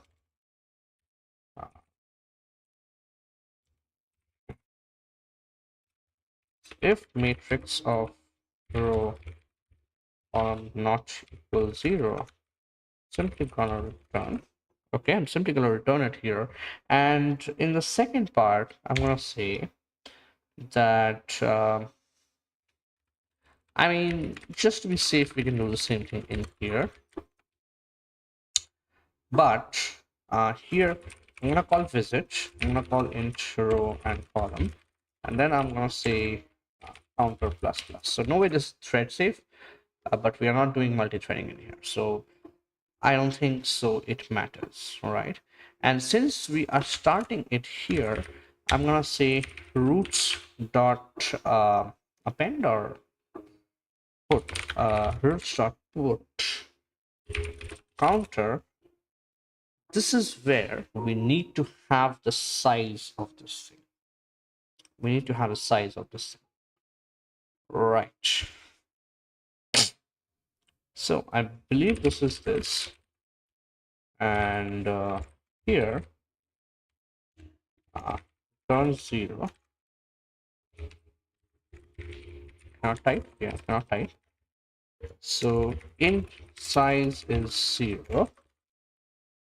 So whatever you get back, you add it here, and you return 1 plus size. Or you can simply say this thing, because you already take into consideration of this. Yeah. So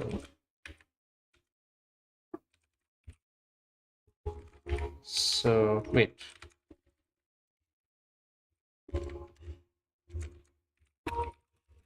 This thing in here and this thing. I feel that's the correct way of doing it. Right?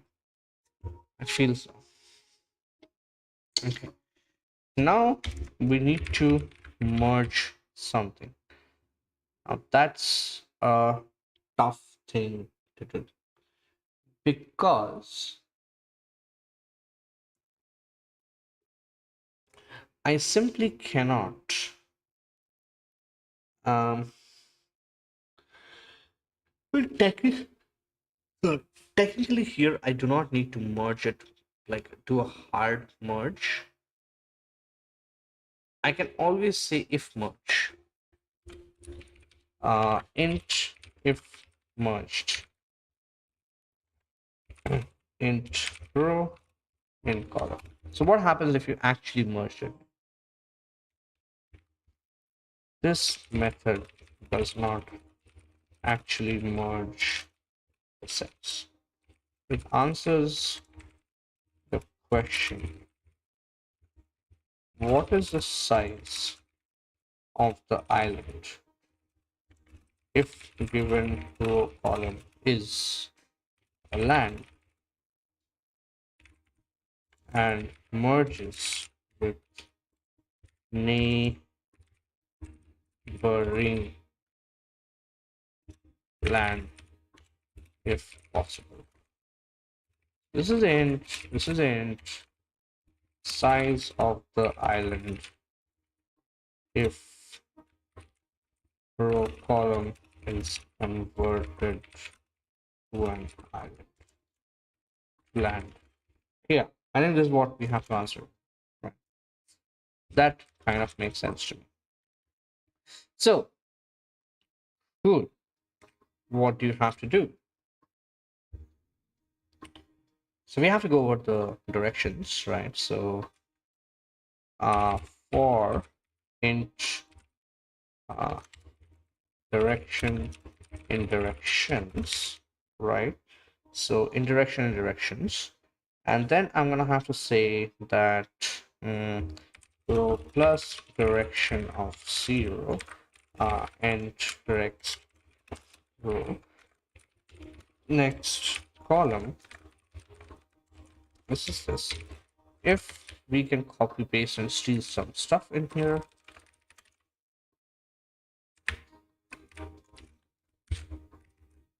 so if this is less, this is this, or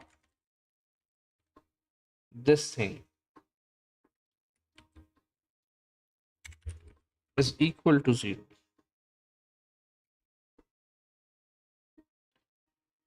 we can simply say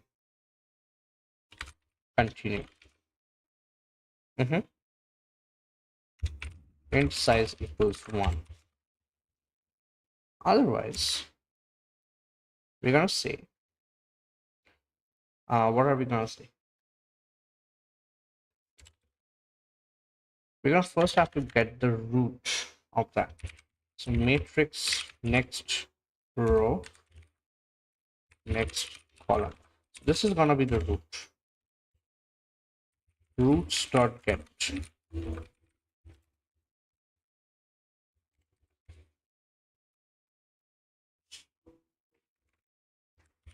Roots dot get. Turn size. This is what we have to do, I feel. Okay, this is what we have to do. In here, we can say that, just give me a second in here.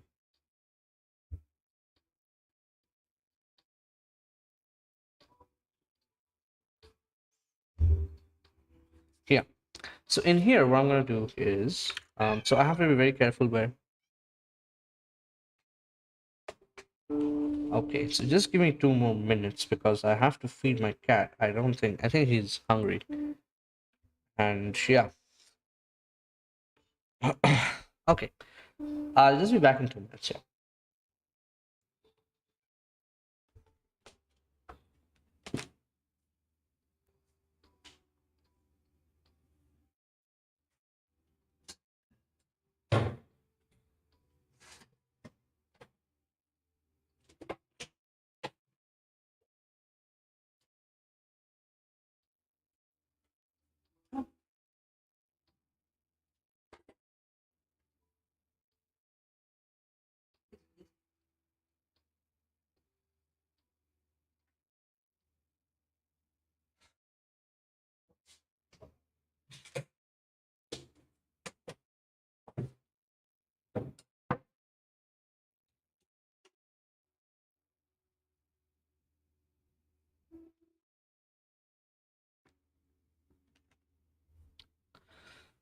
Cool.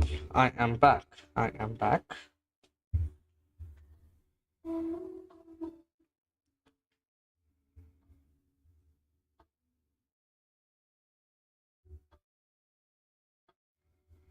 Yeah, okay. So now, what do we have to do?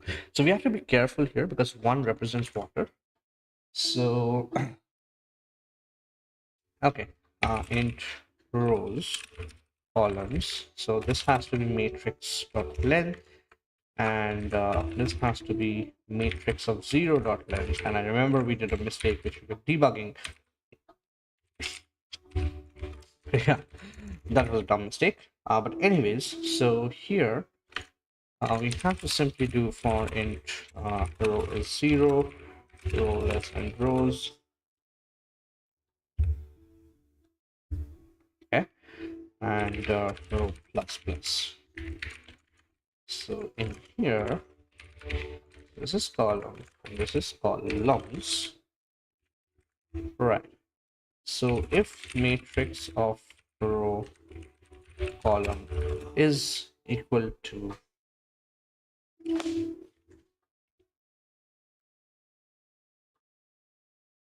yeah, that's something we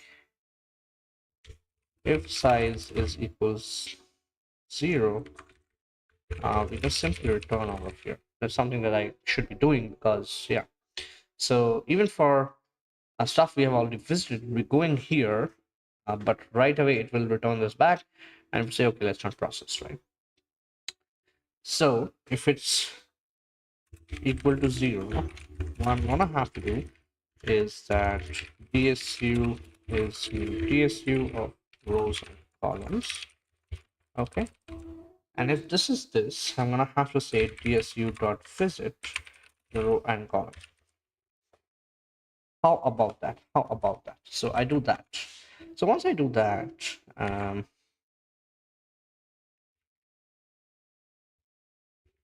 so once I do that stuff in here, int max size is 0. क्या चाहिए क्या चाहिए तेरे को आजा come no da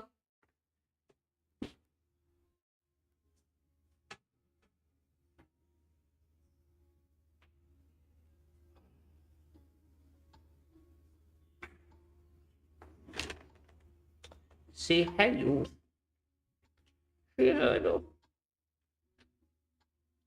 आराम से okay it's okay it's okay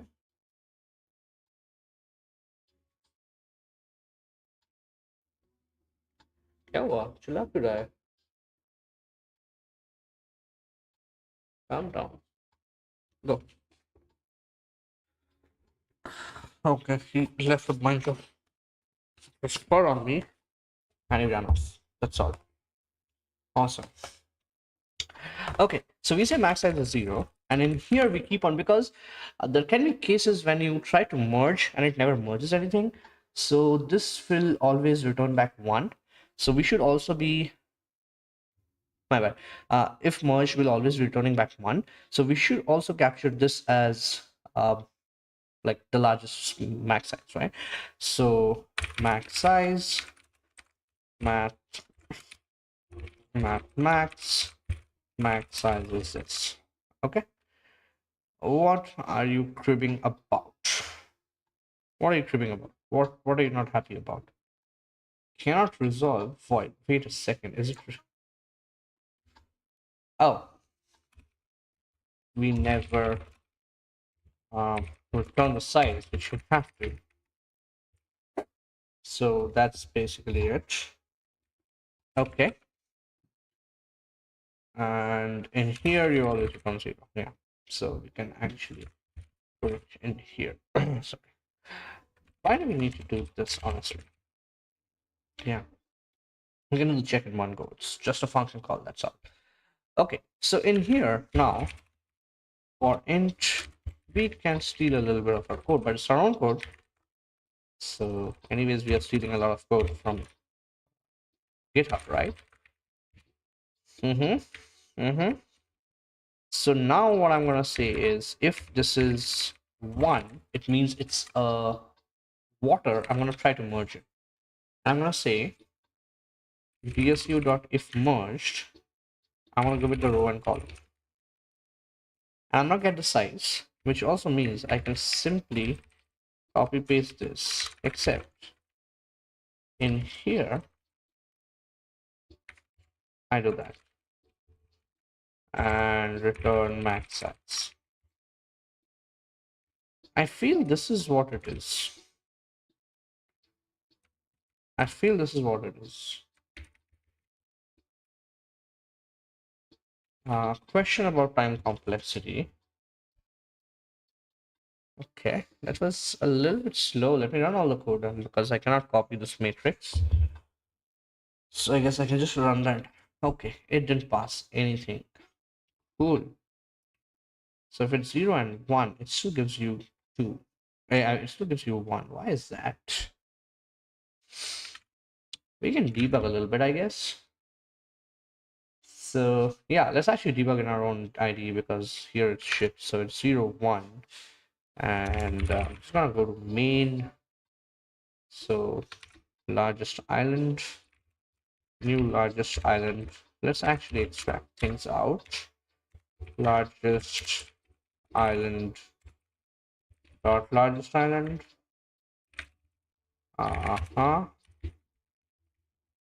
So 0 and 1 in here.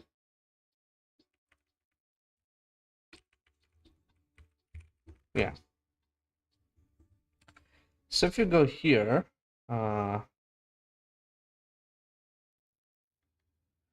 this is fine. I think my most interesting thing starts here. So why did it not stop? Okay, it's stopped now. So you go back here, you have rows is 1, columns is 2. It's fine. So in here, wait a freaking second. How's the DSU? So this is 1 and 0. Okay, that's fine. That is fine. Because 0 is land, so you marked it as okay. And then here, no, this is correct. So I have to go here. So let's try and debug the stuff. So it is 0, 1. So the first one would be -1, -1.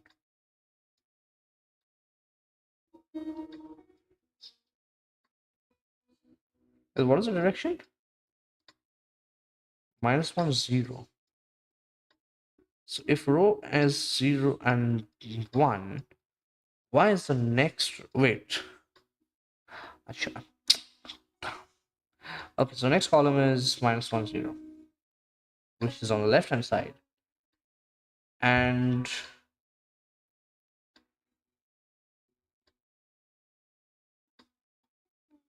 yeah, so this is bad. So it would just continue. So now it's 1, 1. This is also out of this thing.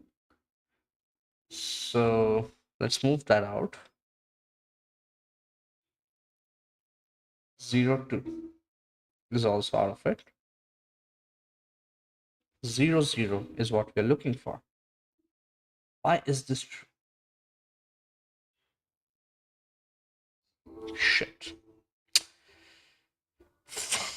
Because it's next row, next column. Hey, sorry. Next row, next column. Copy this and this thing, and next row, next column.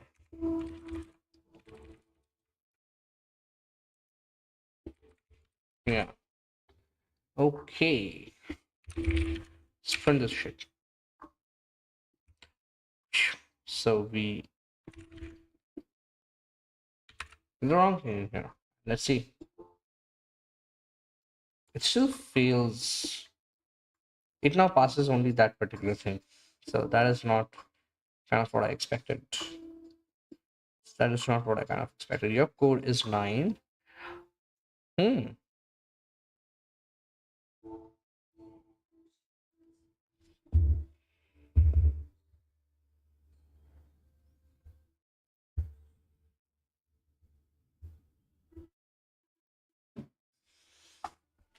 That's fascinating. Why is the expected output? The expected output is 4 because, yeah.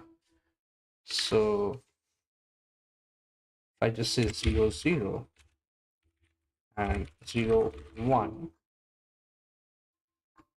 So first thing I stop in here. I really do not want to stop in here. I want to come back here.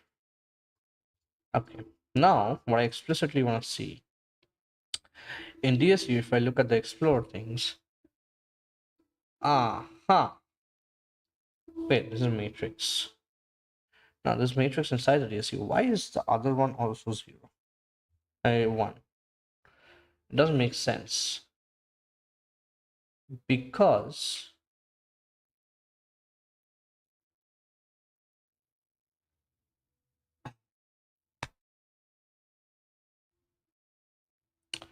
yeah, we did a wrong thing in here. I feel we also have to pass in the actual matrix. Also have to pass an actual matrix. That is what we have to do. That's another fascinating point. So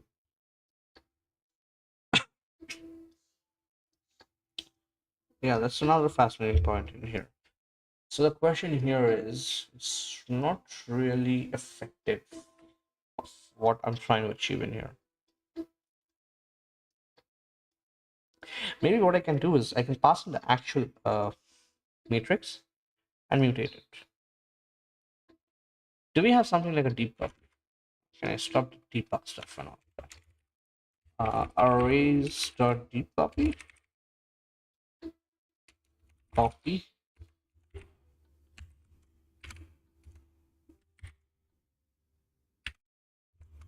of.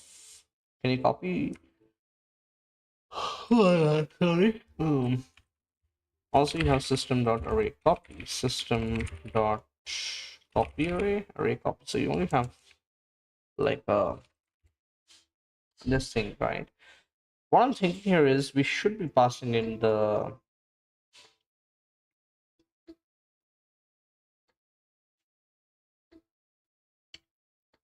okay. So let's actually pass in the matrix. Oh my god. Let's actually passes in the matrix. I'll just be back in a second because my cat just keeps shouting at the top of his voice. Just give me a second, I'll be back. How come frame rate got 0? It's weird. Okay, so I'll just be back.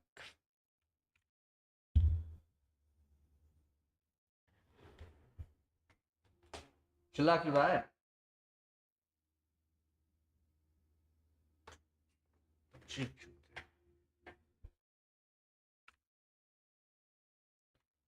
Okay, never mind. Okay, so in here, what I'm gonna do here is that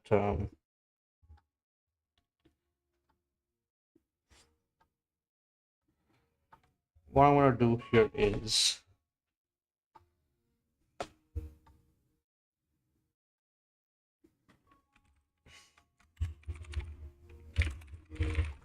I want to accept this matrix.length, matrix of 0.length, and this is this for int row is 0.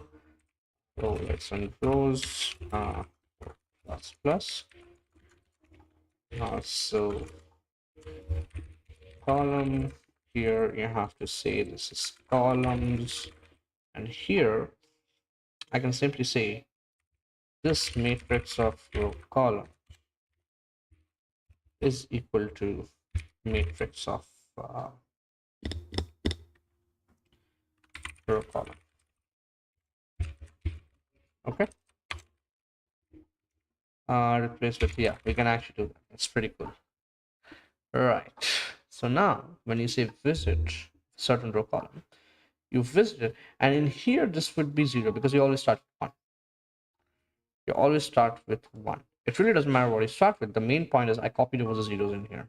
So now I think it should be fair. So what if I run this? Do you have any compilation errors? So it's still wrong where you have 7. So that is not the correct thing. Okay, it's not the correct thing. And yeah,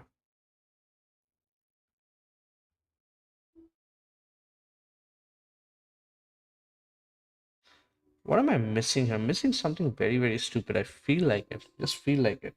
So if I look at the matrix, the this particular matrix in here, so if I explore the elements, this is still 1. I know. Yeah, we didn't do the correct thing, right? We didn't do the correct thing. So the counter should be starting from 2. And here it cannot be equal to 1, which is the water, because it's reverse. Fucking stupid thing. You know what? Let's do that. I was gonna, I was simply gonna not copy it and, do something else, but okay, never mind. I think this is fine where we say this is not equal to 1, and there should be another place where it's not equal to 1. Okay, yeah. How about now? Now is this correct? So now it's not correct because something else is null. Uh-huh. Okay.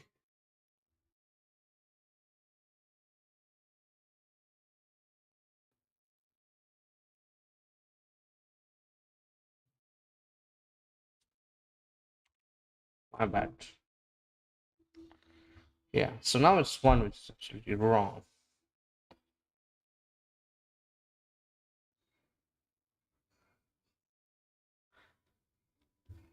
So let's actually uh,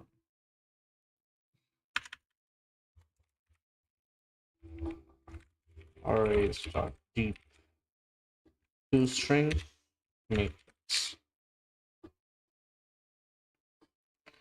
0001. So this is again wrong, buddy. So if I went to visit, so if I went to visit this thing in here, so if I go and visit in here, it's gonna say row is less, this thing, blah blah blah blah. So everything is false, we're gonna fall through. Wait, my bad. It's equal to. This is equal to. So if it's equal to, you skip, and if it's equal to, you skip because it's water. Man, this thing is pretty damn stupid in my head. Constantly fucks up. Okay. So here, if you're gonna continue, you're not gonna add this. You're gonna go back in here. So why are you messing it up? Hmm. So first thing first, I do wanna go here and remove this part. Okay, it fails somewhere else completely. So it's a stack overflow. Why is it a stack overflow?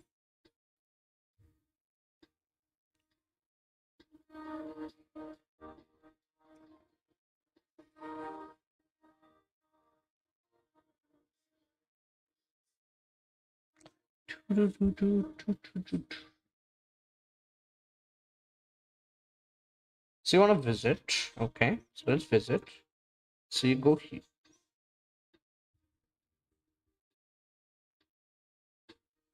So you go here and you say what's the row? Your row here is 0 0.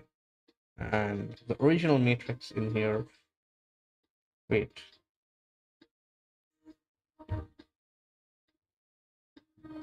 Yeah, so it's 0. So it wouldn't matter and you would go through. Right? Okay, so size is 1.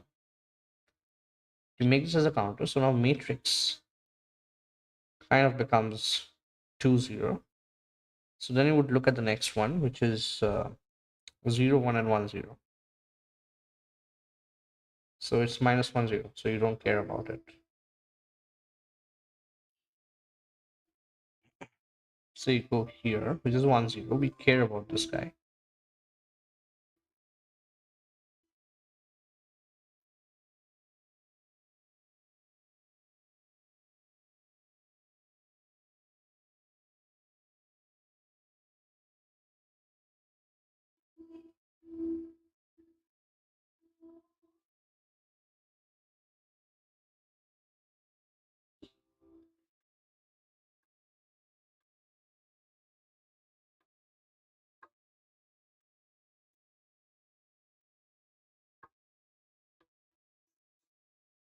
Fucking fuck.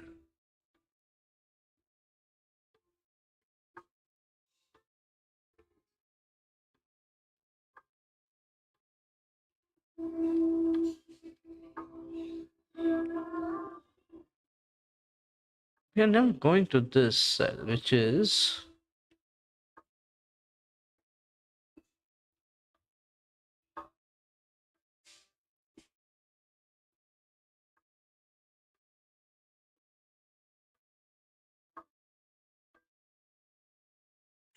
I feel you have to do this first. Okay?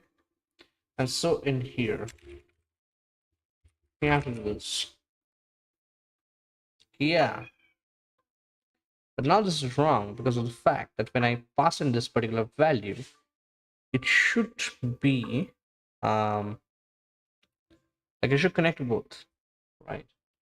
It should connect to both. Hmm. Okay. So there's another problem here because you're connecting to 2 here, you're connecting to 2 in here. So we somehow need to say we somehow need to say that we already saw this.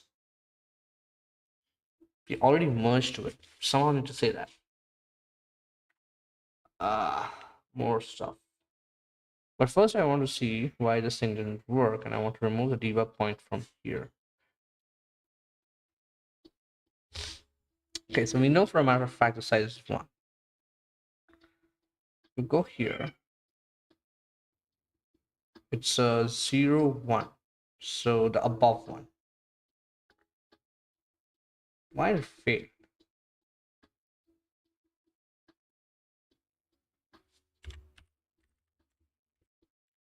This is correct.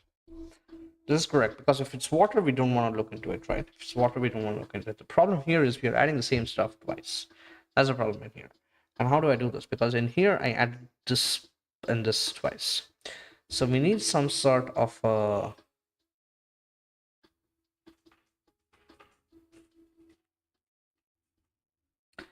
we need some sort of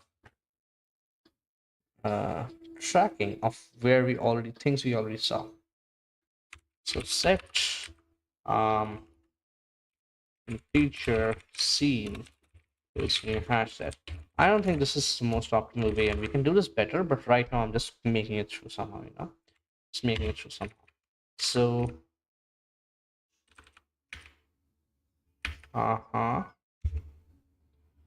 catch here, sir. What do you want? If matrix of next row, next column. So scene dot contains no. That is when we do this.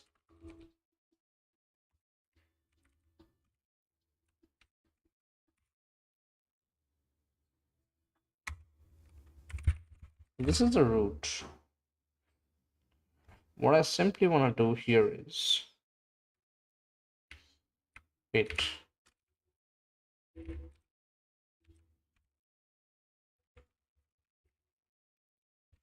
Yeah. Scene add root.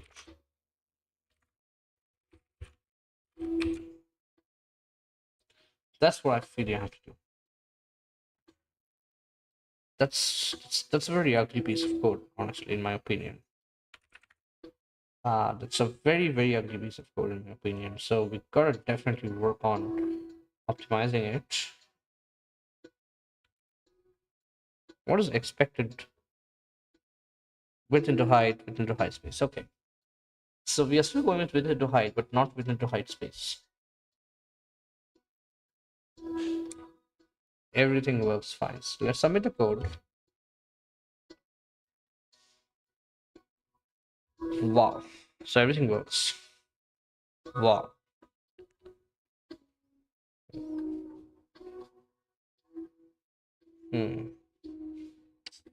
That works, but it's not quite optimal.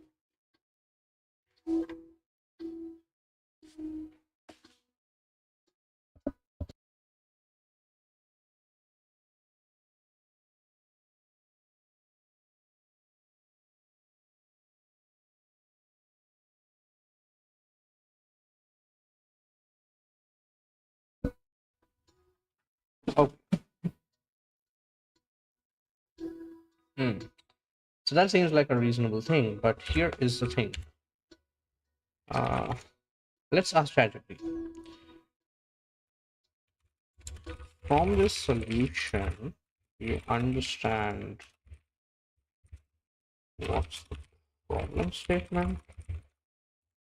You do understand? Man, my cat has gone crazy. Yeah, you do understand?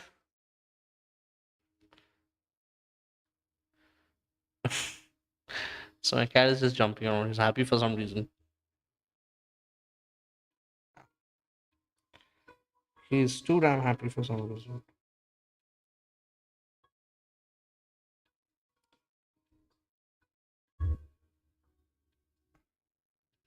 Given a binary grid where 0 is 9 and 1 is water, flip at least one water to maximize the size of connected island, return the maximum. Awesome. Now grade my solution. The approach, implementation, and separately implementation of the DSU data structure. Let's see what it has to say.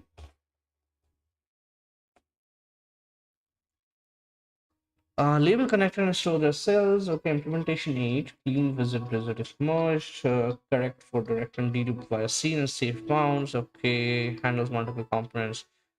Complexity linear time.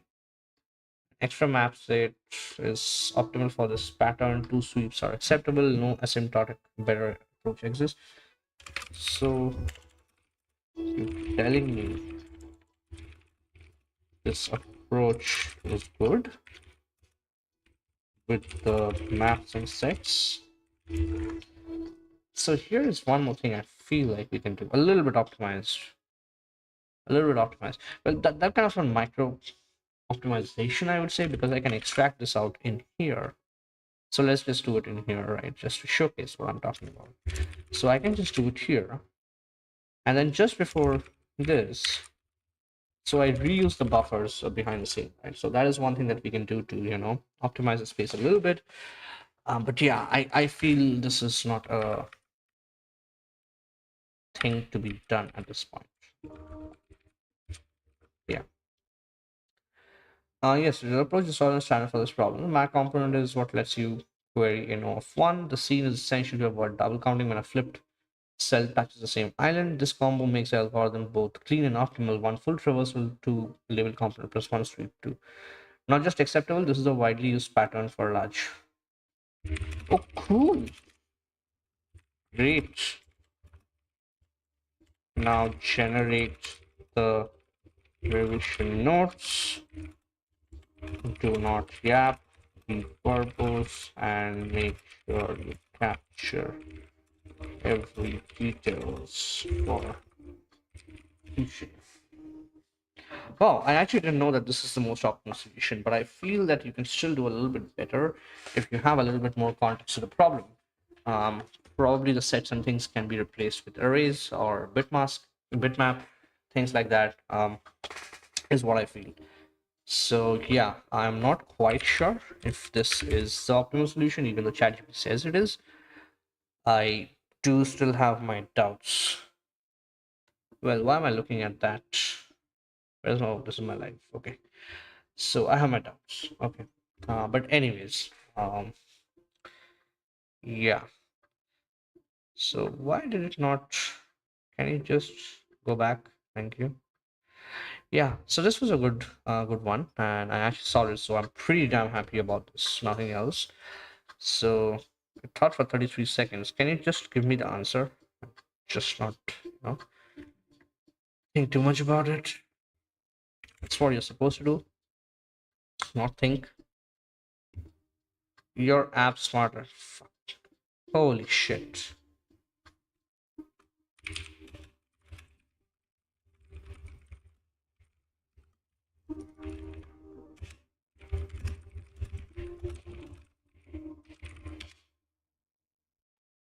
Problem plan. largest island, label each component with the unique ID, stores this thing. Sorry. So we use the DSU for this. Label each component with unique IDs, blah blah blah, stores. Yeah, okay, cool. So this is what it is. So I couldn't actually solve this boggle board. I'm gonna think about it. I'm not gonna I actually already saw the solution, right? Not the solution. The hints did I see? Keep in mind visiting. Yeah, yeah. I saw some of the hints if I remember correctly. But I want to do it later on and not today because I mean I just solved a hard problem, so it feels good. Feels good, right? Feels pretty good. Cool. Let's move on to the next one. Let's move on to the next one. What do you say, folks? What do you say? This black ones are like very hard. So now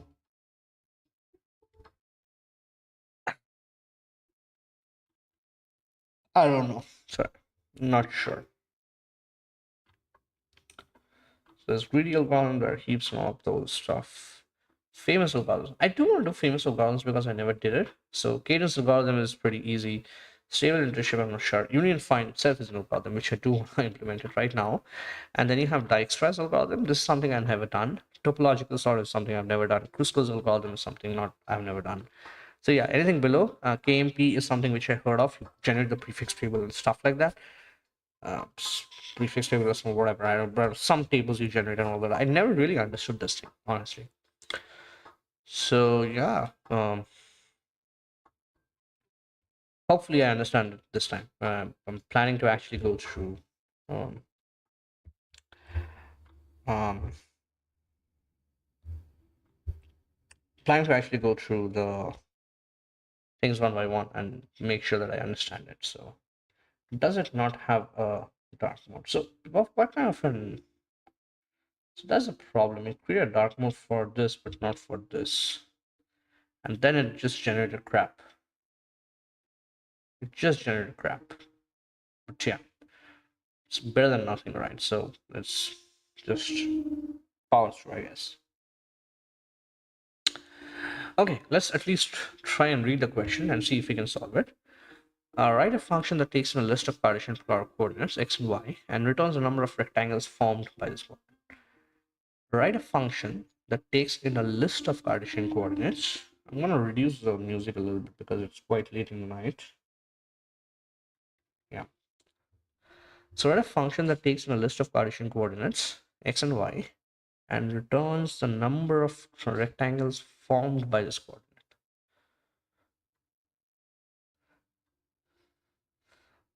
I hate geometry problems. Okay. Just keep it in maths, man. Why do you have to bring it here? Give me a pen paper, I can find x.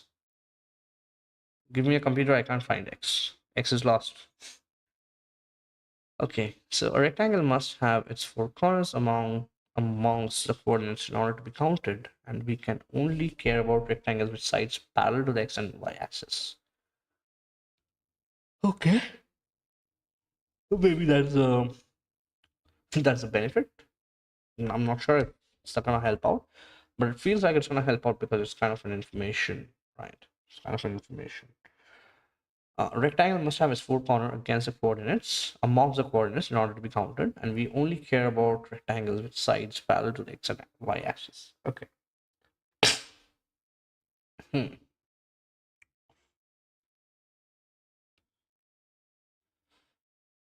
You know what? Oh, so there's already a point thing in here, and so it's a static class. Maybe I don't know. It doesn't quite say do not change the class or do not delete the class. So I'm guessing in here I can do some hashing and stuff like that if it's required to add hashes and all that. But let's see. Yeah. Um,